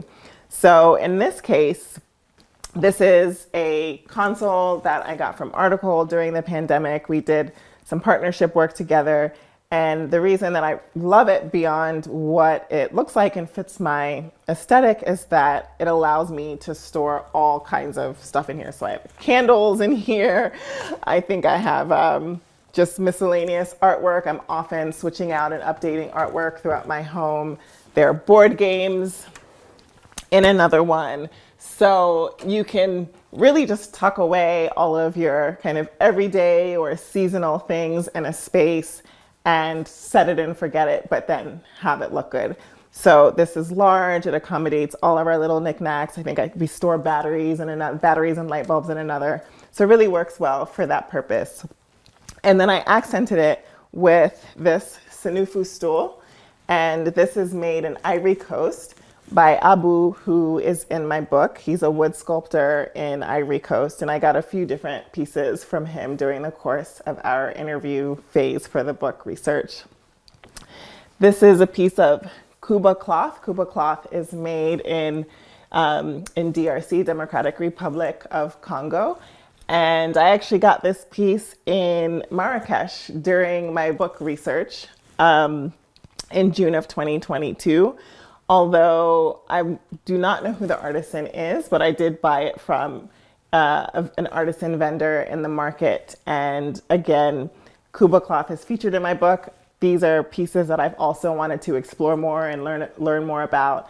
So in my book, I do have an entire section dedicated to the production of Kuba cloth and profiling experts who produce this in DRC. And then you have my book. I keep referencing my book, The African Decor Edit. And I wanted to be able to honor it in a special way beyond putting it kind of on just a prop, something that could prop it up, or laying it around on a book table, on a coffee table, which is still adequate. But I splurged and bought this beautiful book stand by Virginia Sin. And it allows me to prop the book up. I can open it to a page or various pages. And the photography in the book is also its very own special moment. So when I open it up, I also feel like I'm displaying photography in my home. So that is the dedicated space for my book, The African Decor Edit. And then if we come over here, again, another piece that I got on the road during my book research. This is a large blanket. If I open it up, it's massive, so I'll keep it folded for now. And this is from Addis Ababa, Ethiopia, in the textile designated area of the capital called Shiromeda. And that is also where I conducted my book research for a specific section on Ethiopian textiles. And this pillow is one of my newer experiments in items. This is indigo from Mali. And this is baule from Ivory Coast, from Cote d'Ivoire. And again, the artisans who create this textile are featured in my book as well. So we get to understand how they produce it, where the cotton comes from, the weaving technique, etc. And so this is a combination of both of those styles. And last but not least, on this corner of the living room, we have a feathered juju hat. What's really exciting about these is that they are actually hats. So they're worn like this. They come from Cameroon, from Western Cameroon, and they're worn with an entire beautiful ensemble during special ceremonies there. And if we swing over to what I like to call my library, but it's just a wall of books, many of which, I've been collecting over years from, high school. Many of them are from college, some are from grad school work. But my most recent and I think most cherished possessions are books that were written by friends and other designers and cookbook authors who I've gotten to know just over the past, 5 to 10 years, and especially during the period of me studying, how books are made and really dissecting and wanting to know more about how this all comes together. So that's essentially what I have showcased here. This is also a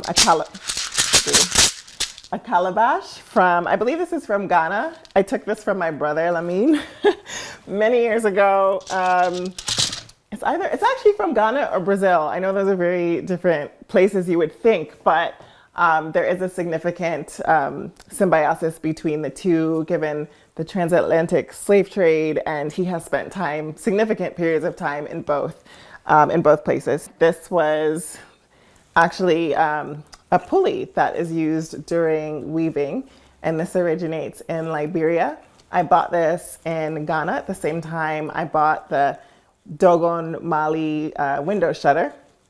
And what I love so much about this piece and what the vendor told me at the time is that in those days, these faces were carved in a way that reflected and resembled the physical features and the facial features of certain tribes from throughout West Africa and pre-colonial West Africa in particular. So these were utilized as passports. You would carry this with you if you were going into another region or going into another kingdom, and you would show them this and they would know where you came from. This would validate and confirm what your origin is, and then you would be allowed entry into that region. And I also love that it's Liberian because my eldest brother, Craig, is half Liberian. So this is also, pays homage to that side of my family as well. So this is one of the pieces that I mentioned is produced by one of my aunts. This is made by my aunt Renee C. Neblet. She is based in Ghana, in Kokrobite, and she's also featured extensively throughout my book. She has a beautiful home there, as well as an art institute called the Kokrobite Institute. But she produced this piece of art called Everybody is Talking. I actually don't know the year, but I'm assuming it was the 70s or the 80s when she was really focused on this artistic style. And so this is a piece that she gave to my mother and my mother gave to me. It's also beautifully matted and framed, and it belongs to me now. This is my somewhat new to me coffee table. It was a Facebook Marketplace find, and I got it a few months before my book came out. I figured I have a coffee table book coming out, and I should probably get a coffee table. I originally got rid of our coffee table when my son was learning how to walk, which was almost 15 years ago, and just hadn't gotten around to getting another one. So I really love this. It kind of goes with the vintage, modern aesthetic of my home. And I love that it's clear, so it doesn't obstruct visual space, and you can still see my prized Moroccan rug beneath it. This is the rug that I got in Morocco in 2022. And so on the table, we have, again, various books from friends. This is by my friend Michael July. We were friends in Brooklyn. I think he's in Atlanta now. This feels, looking back now, kind of like a yearbook of Brooklyn. I have so many friends who are featured in the book. That was from the mid 2005 or so region, and it really captures a moment in time from when I was living in Brooklyn. And this is a classic, a true classic that my mother passed down to my son and I. We both have dreads, and it just shows the beauty and diversity of having dreadlocks. And this is also from my mother. This is an Ndop stool, a miniature stool from Nigeria. And if you notice, it's a little bit wobbly. And I always tell customers and clients who are asking and inquiring about, authenticity of different African-made products and objects. And there's always going to be a variation in an artisan and in a handmade object. And that's really what brings it to life and distinguishes it from something that's mass-produced or machine made. And so, it's not even, and that's what I love about it. And if it's really that serious, you can prop something up underneath, which I have had to do with another stool that I utilize in a more utilitarian purpose, but visually, I love that it's a bit quirky. So in terms of the visual aesthetic, I kind of mix it up depending on the room. This is a larger home, and I didn't feel wed to or committed to needing the home to be completely visually homogeneous or the same. So when you walk into my living room, it's a little bit more neutral. That's by virtue of my sofa. I love leather. I love natural materials. I got a really great rug, a few really great rugs when I was in Morocco on my book research in 2022. And I waited a very long time for my son to get old enough for us to be able to have a light colored rug. So I got like the most ivory rug I could find in the market in Marrakesh. So that is the centerpiece of our living room, and the neutral tones unfold from there. And I do accent that with bright artwork. That's really one of my design staples when I'm working in a neutral space or when I'm in a neutral mood. I still incorporate moments and bursts of color through artwork and home decor accents, so namely pillows and other textiles.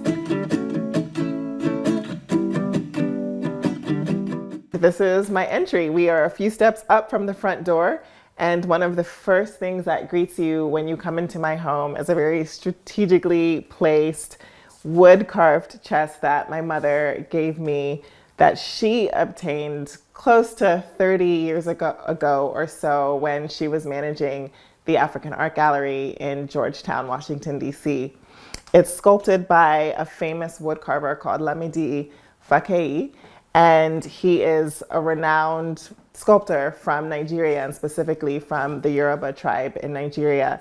And these are very traditional Yoruba carvings. You can see some of the motifs here that actually carry out throughout various other textiles and African art and objects. It's one of the most popular designs that you'll find, and the specific features and features on the objects and the subjects within the chest are very specific to this style of Yoruban art carving and wood carving. So this is a piece from my mother, and it holds a lot of familial value for that reason. It's been in the family for quite some time.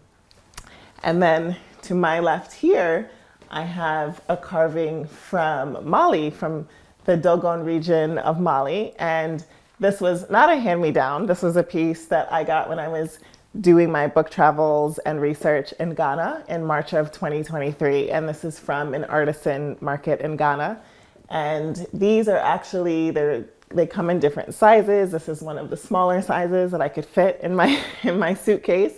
And this was a door shutter, and they're used on homes and granaries in the Dogon region of Mali. And so this is also a hand-carved object, and it showcases people from that area doing, different daily activities. There's also local animal life that you see here. There's an alligator, and this is the very cool shutter lever.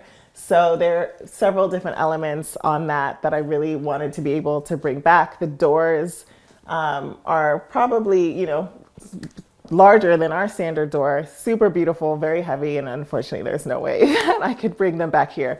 So this is a memento and a nod to that wood carving tradition from Mali, West Africa as well. So here just below the doggone shutter, we have a collection, kind of a motley collection of different objects and art that I picked up along the way.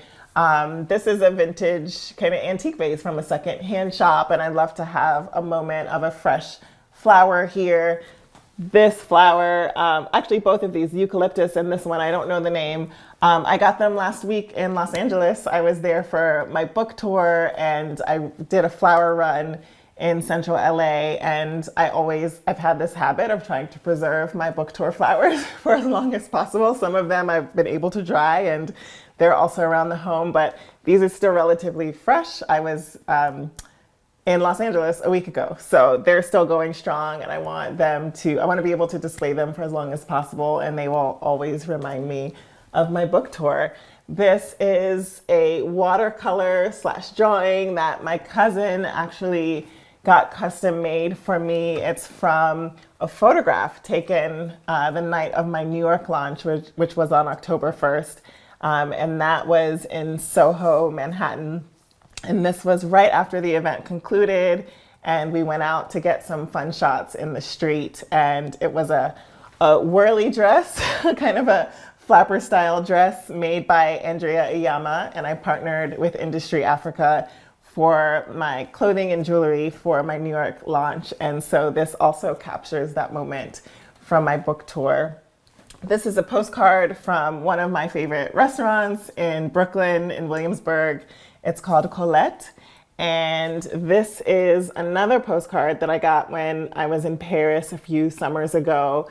And I don't really know the story. I'd never seen this painting before, this drawing before, but I went into the gift shop and there were very few objects and souvenirs that reflected Black people and Black art in the gift shop, and even more largely throughout the Louvre. And yeah, so I bought this. I pretty much bought everything that I could find that had a Black person on it, because I wanted to, represent and show that these objects are in demand. This art is in demand, and I found the artwork beautiful. So I wanted to place it in a very prominent place in my home. And then this is a soapstone sculpture from Uganda, and these are available in my web shop, XN Studio, and I call it Tulinawe, and Tulinawe is the Luganda word for together. And so it's a continuous sculpted piece, and to me that represents togetherness. So I dubbed it Tulinawe in honor of what it looks like aesthetically, and also to be able to incorporate some of the Luganda language into my products. The powder room, there were a few updates that I made here. First and foremost, the door lever. All of the door levers in my home initially were doorknobs, like the brassy kind of doorknobs that come pretty standard in 1990s townhomes. And so the updates that I made in here were, I had a remnants of this wallpaper that I've had for probably close to 8 years. And these were leftovers after I installed wallpaper in the foyer of my previous home. And obviously, the seams don't match, but I think that adds to the quirky nature of it. You don't always, if you have remnants, I would much rather do this and utilize something that has a special meaning to me, that I still like visually. And it was a small space and a fun space. So I figured, there could be worse things than seams that don't match. So I think that's actually a bit of decor advice from me to you. Don't be afraid to install mismatched seams wallpaper.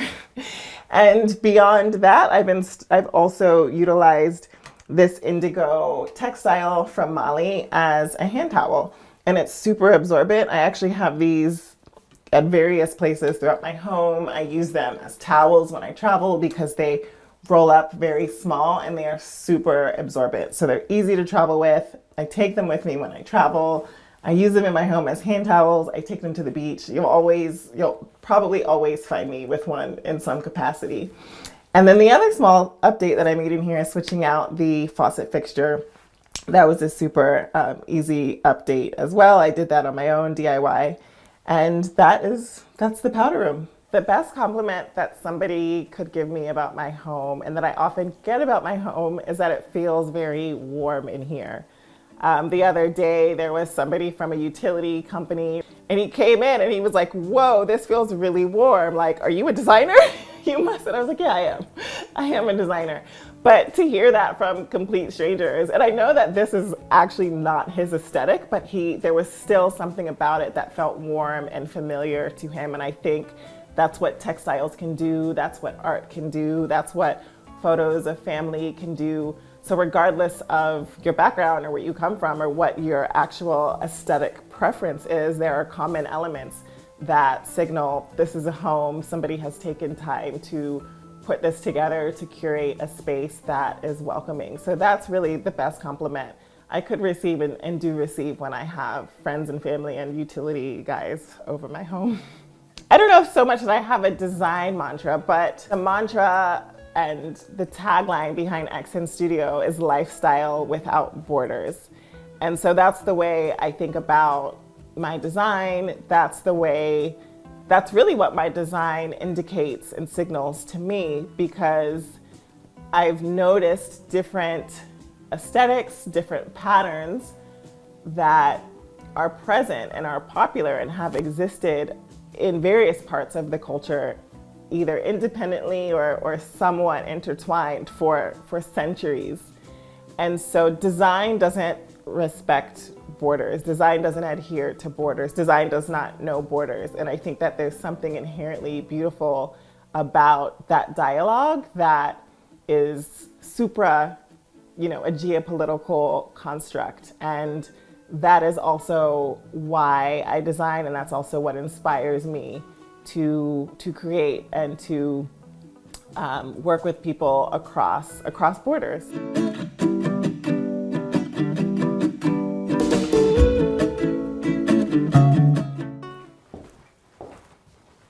So welcome to my dining room transitional area. On the left here, we have a painting that I created. So this piece was inspired by a painting that I saw in the background of Lawrence's apartment in Insecure. And it was a slightly smaller painting. It was more vertically oriented, but I looked at it, I loved it. I remember taking, pictures of the painting on the television, and then running out to get all of the materials to get the canvas. And I believe I already had the paint. And this was the piece that I produced from it. And I'm constantly getting inquiries when people see it on social media or something, but I don't actually fashion myself as a painter. So I have not made them available beyond my own private collection at home, but I love that it reminds me of that TV show, Insecure, and how you can also find inspiration and creative inspiration around you all the time, including on television. So swinging around to one of the nooks in my dining room, this is an area where I've actually sat here, similar to the mudcloth butterfly chair in my living room. This is an indigo butterfly chair, and it's a really comfortable place at times when I've had really, hectic work days. I often work at my dining room table, so sitting here kind of lets me release a little bit. I might have a small table on the side, and I'm just writing some emails from here, and it really creates a nice transition space from what my dining room has become, which is my office. Although I have an office, but there's something about working at the dining table. These are also a collection of pieces. Again, another Bolga fan. This one I got at an international African Arts Festival in Brooklyn, probably a decade or so ago. I don't remember exactly.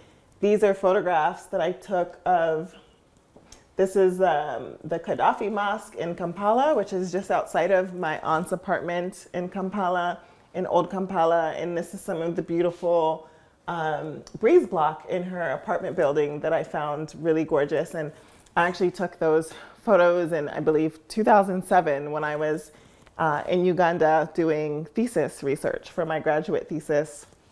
This is a picture that a painting that my son made when he was in 2nd or 3rd grade, and it was selected to be on display in the mall. And we're all very proud of it. It was made from etched in styrofoam and rolling on different paint colors. So there's a purple one too somewhere as well.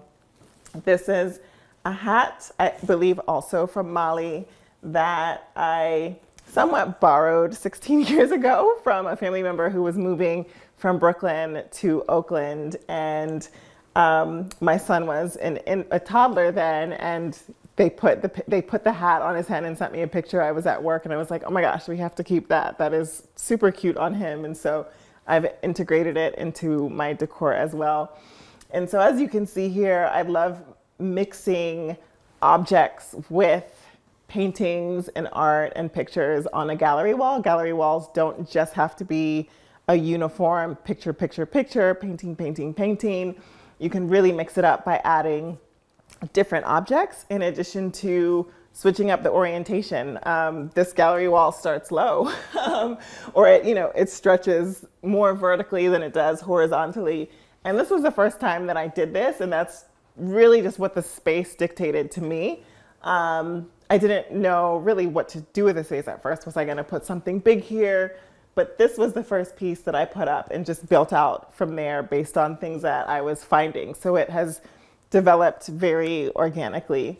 And here we have an Ethiopian Coptic cross that was gifted to me by a family member who visited in 2011 or so. So this has also been in the family for some time. We have another wood carved piece from the same Yoruba artist who carved the chest in the front. And this serves, as you can see here, as an elevated plant stand. I really revere my plants. I know that, there are maybe other, better, more prestigious ways of showcasing this artisan and this sculptor's work, but my plants mean everything to me, so this is not a downgrade. I also have photographs and works here by friends and also images, pictures that I took myself over the years. This was a beautiful block in Brooklyn where I used to live, and I snapped this picture in 2013. I just loved the juxtaposition of the different bright colored doors and then the bicycle outside. It all felt very Brooklyn to me. So I wanted to frame that to remember that portion of my life spent in Brooklyn.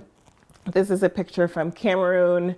Actually snapped this in the car, driving by really quickly, and saw this beautiful gaggle of school children headed home from school one day, and just really loved that scene and wanted to also keep that and incorporate that once I got back home.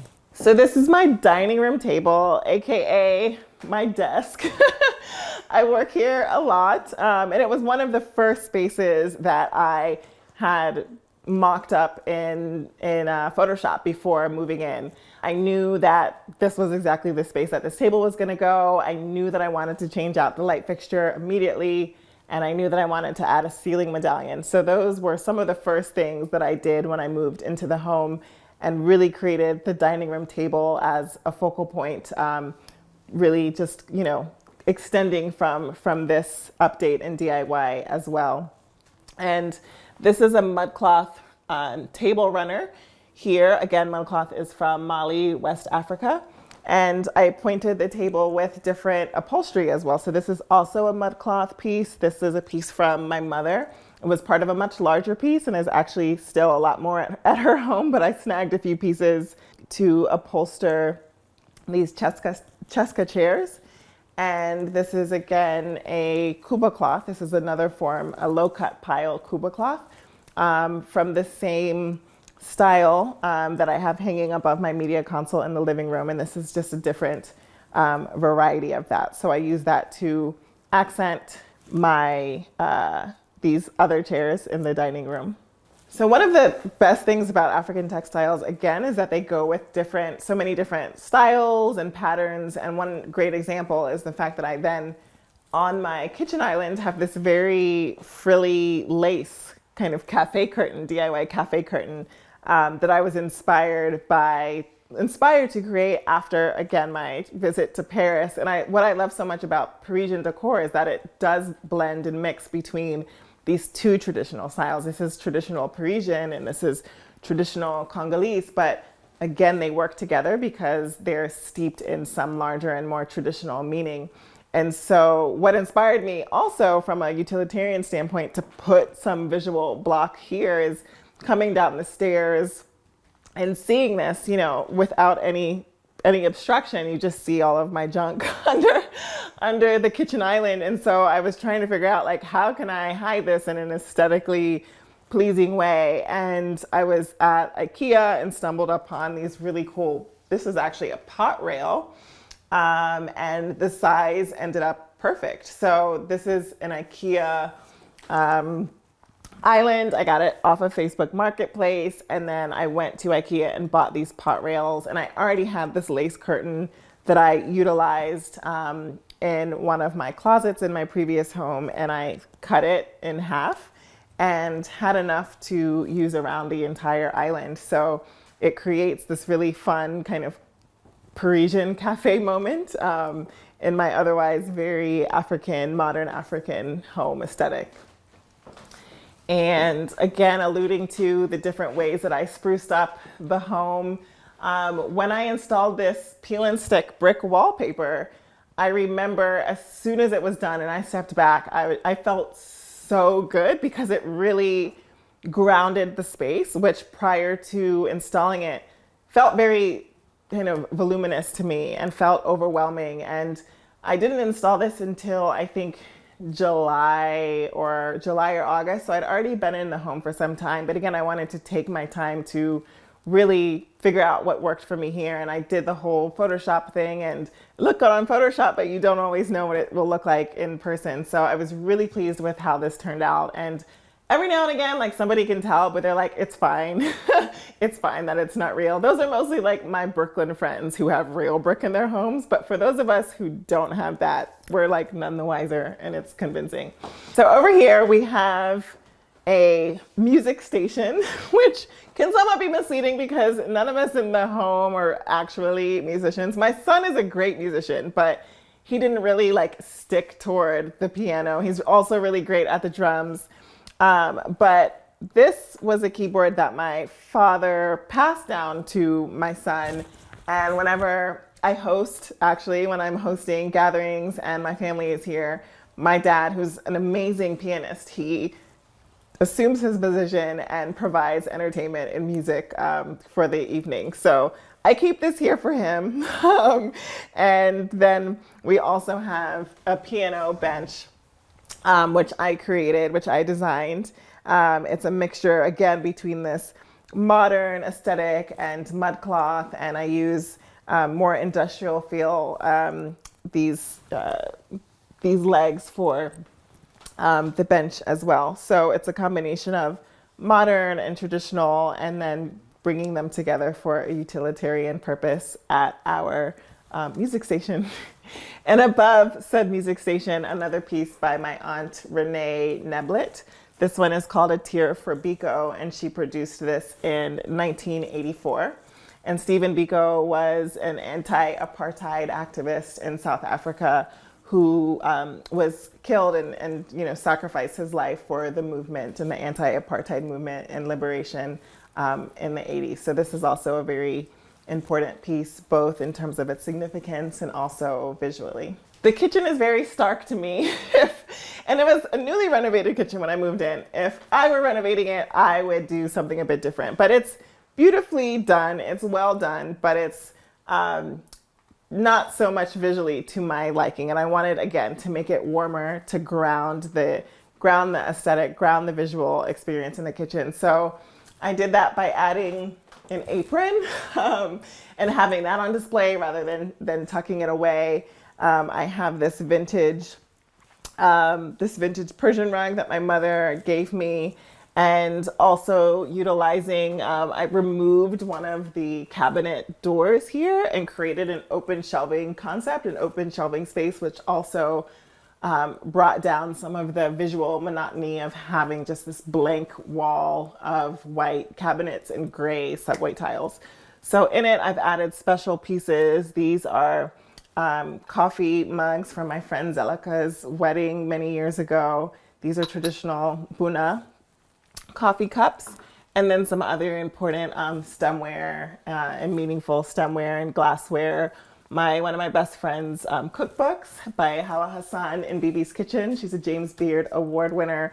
And then also another variety of cookbooks by friends as well. My friend Keanu, and then Alexander Smalls and Nina Duro. These are both new books, cookbooks that came out. Add them to your guest list or your gifting list for this holiday season and thank me later.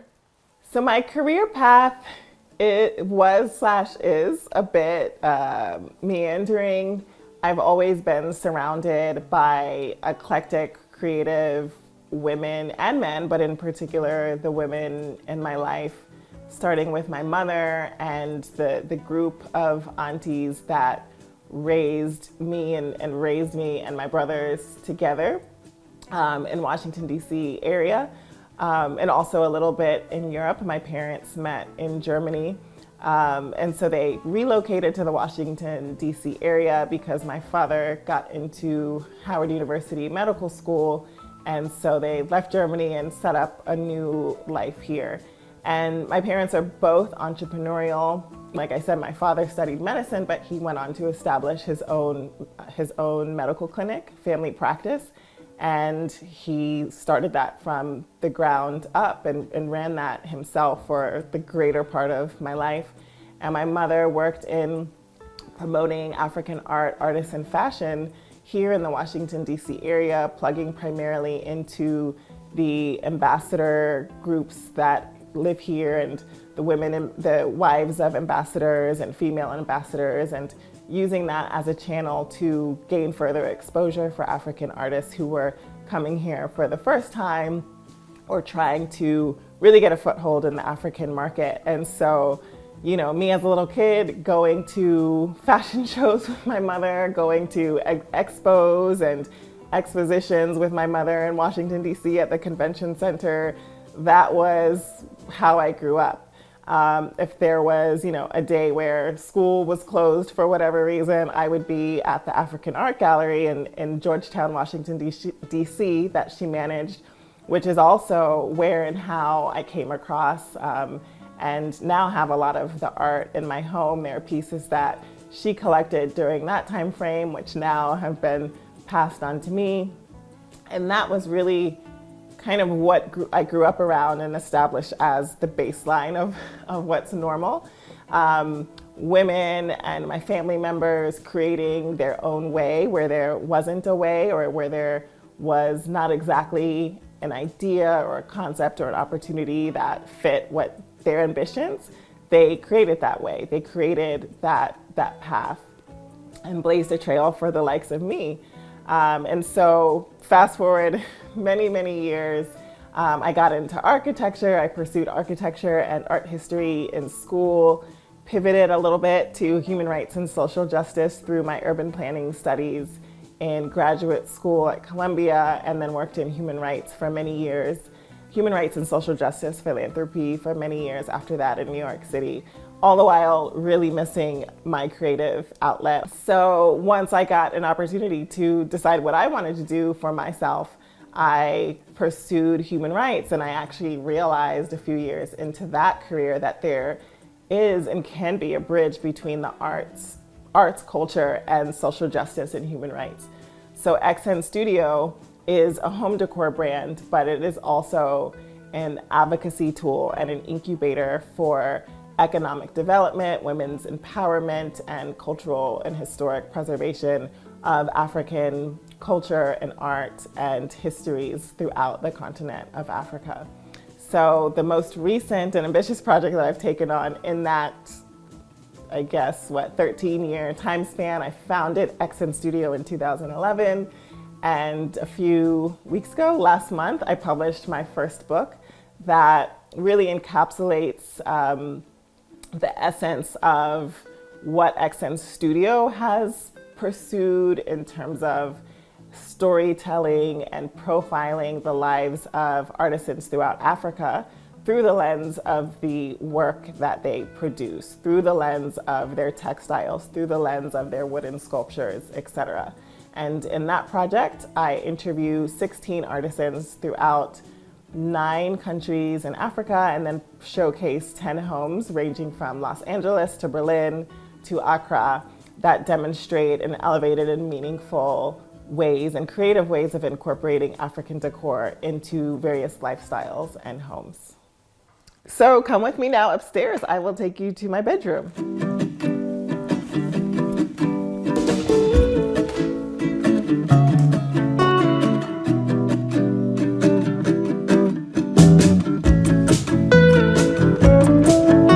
So welcome to my primary bedroom, my primary suite, as I like to call it. This is where a lot more layering action happens with textiles and baskets, and a new fun light fixture that is a new addition to my collection for XN Studio, and pretty much inspired by, again, my book research. I worked a lot and researched a lot of objects created and made by raffia, and I just went crazy with it when I got home and started looking around to see, well, what can I design with this myself? I was really inspired by the artisan stories and creations while I was on the road in a way that I hadn't necessarily been when I was a little bit more removed from the production.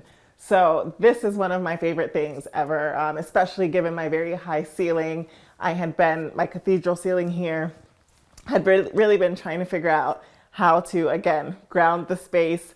I like cozy small spaces, and so this light fixture really achieves that, helps me achieve, again, a warmer space, a more grounded space, and it makes the space feel less humongous to me. This is another Ashoke textile, and this was given to me by my best friend, whose mother-in-law gave it to her directly from Nigeria. Her mother-in-law is Yoruba, and that, again, those are the people who specialize in this type of textile. So her mother-in-law knows that I love African textiles, and so she gave this to my best friend to then give to me. And this is folded in half. It's also a very large textile, so it serves as a really lovely and stylish coverlet as well.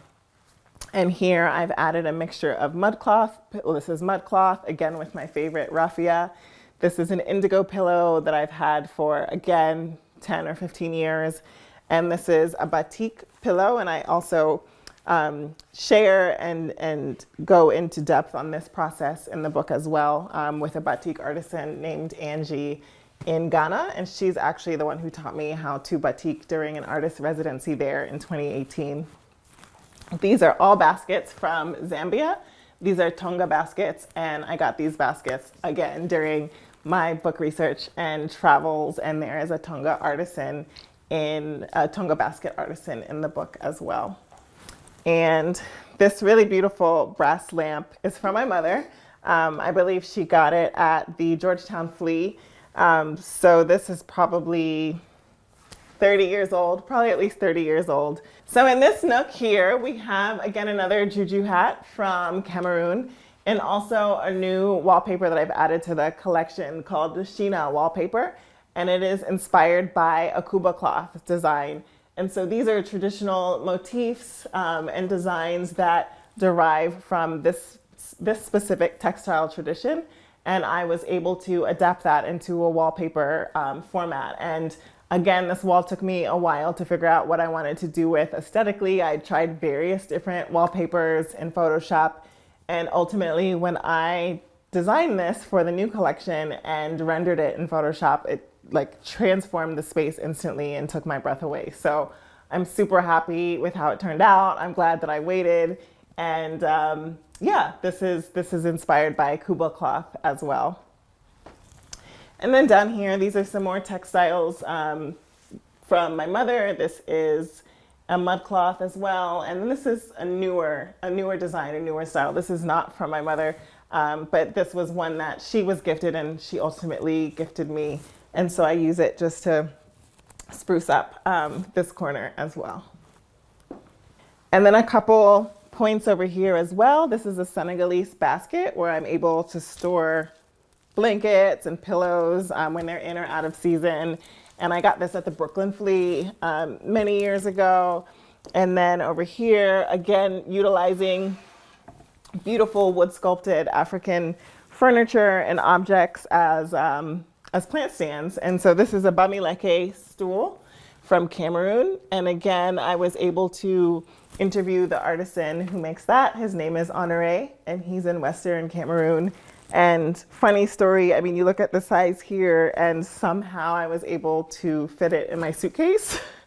Coming back, in addition to like 12 shields, I don't know how we managed to do that, but by the time me and 5 grown adults were sitting and maneuvering with my luggage, we were all sweating, but we got the stool to fit into my luggage. So that's the funny story behind that.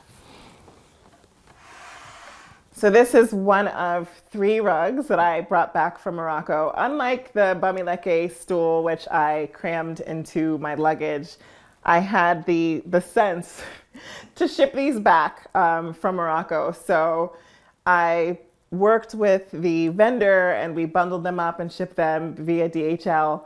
And it gave me something to look forward to coming home from. I definitely didn't want to leave my travels. I had a spectacular 2.5 months in Africa for the research, but I was excited to come home to my Moroccan rugs, and this was one of them.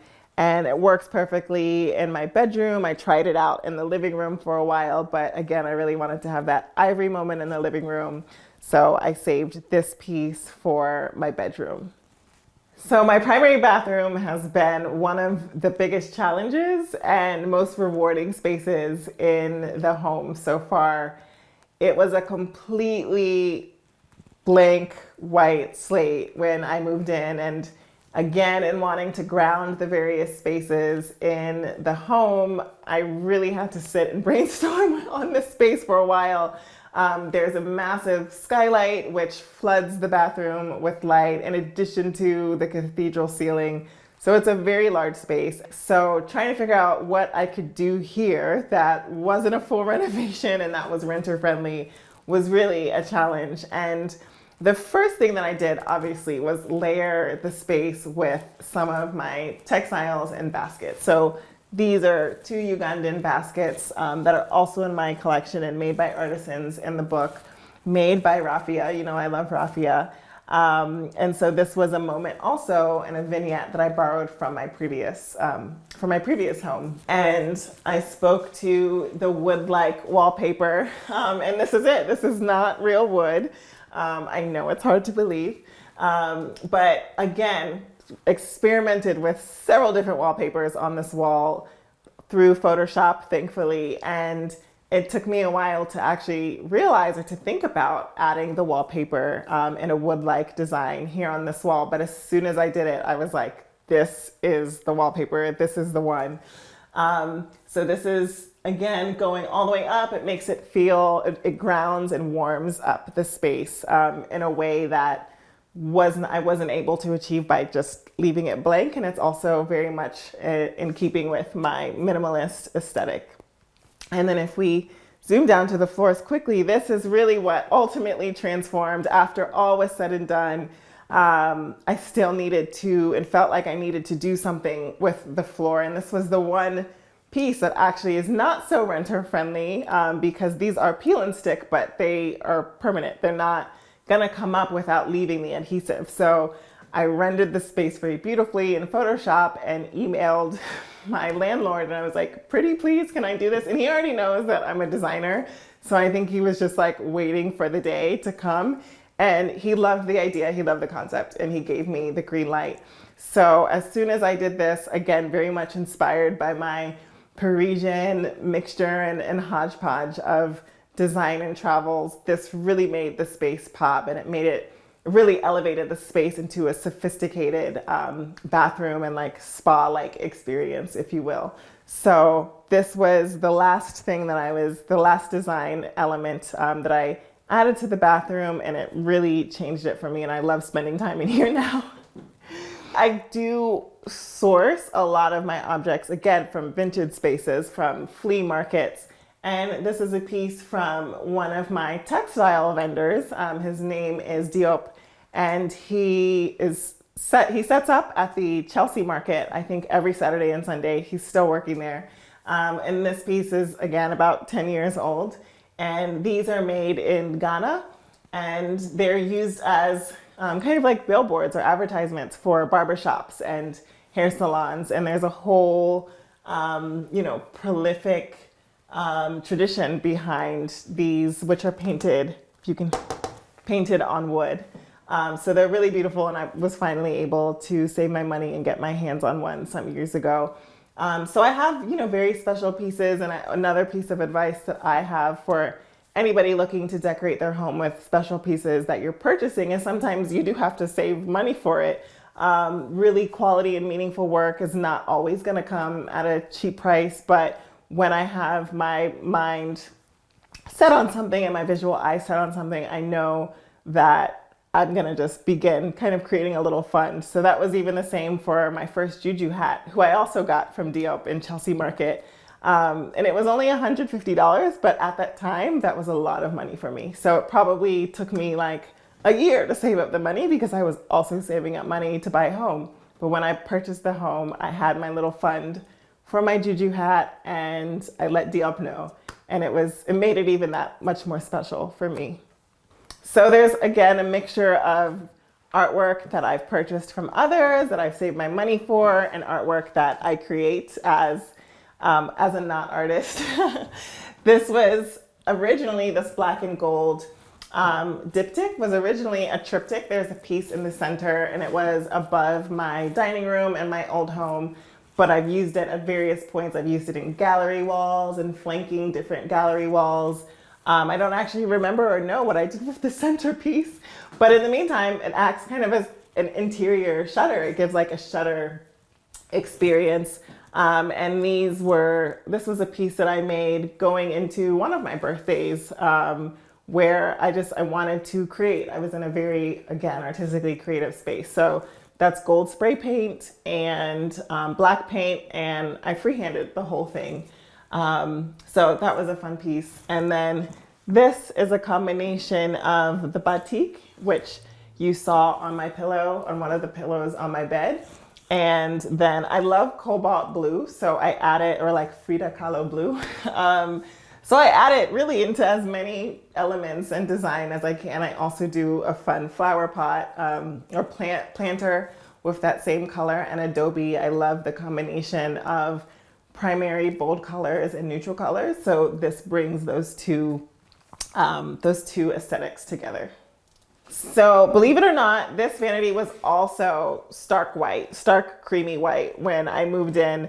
And this started out as leftover wallpaper from my son's bedroom, who wanted an all black room, and his room in our previous home was all black. So I wanted to bring that in for him so that he could also feel like this was his home as well.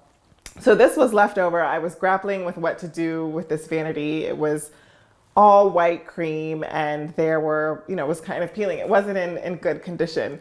So I tried out the peel and stick on here, and it's thin enough as to where I was able to wrap it around the door. So if you think about, wrapping a box for a gift or something, that was my approach to the door and to the vanity.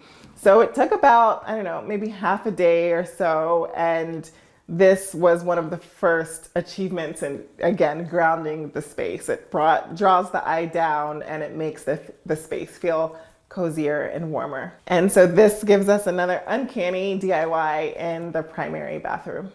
The word home to me means refuge and respite. There's nothing that I love more than coming home after a long trip and just plopping down on my sofa, or having coffee at my kitchen island. I really just love to feel embraced here and to feel like this is the safe space for me and my son that I've worked really hard to create. And that's what home means to me, is refuge and safety. Homeworthy, it's been real. I've had a lot of fun having you over today, but I've got to get to work, so you don't got to go home, but you got to get out of here. See you next time. Bye. Thanks for watching. Be sure to go to homeworthy.com for exclusive content, shopping guides, and so much more.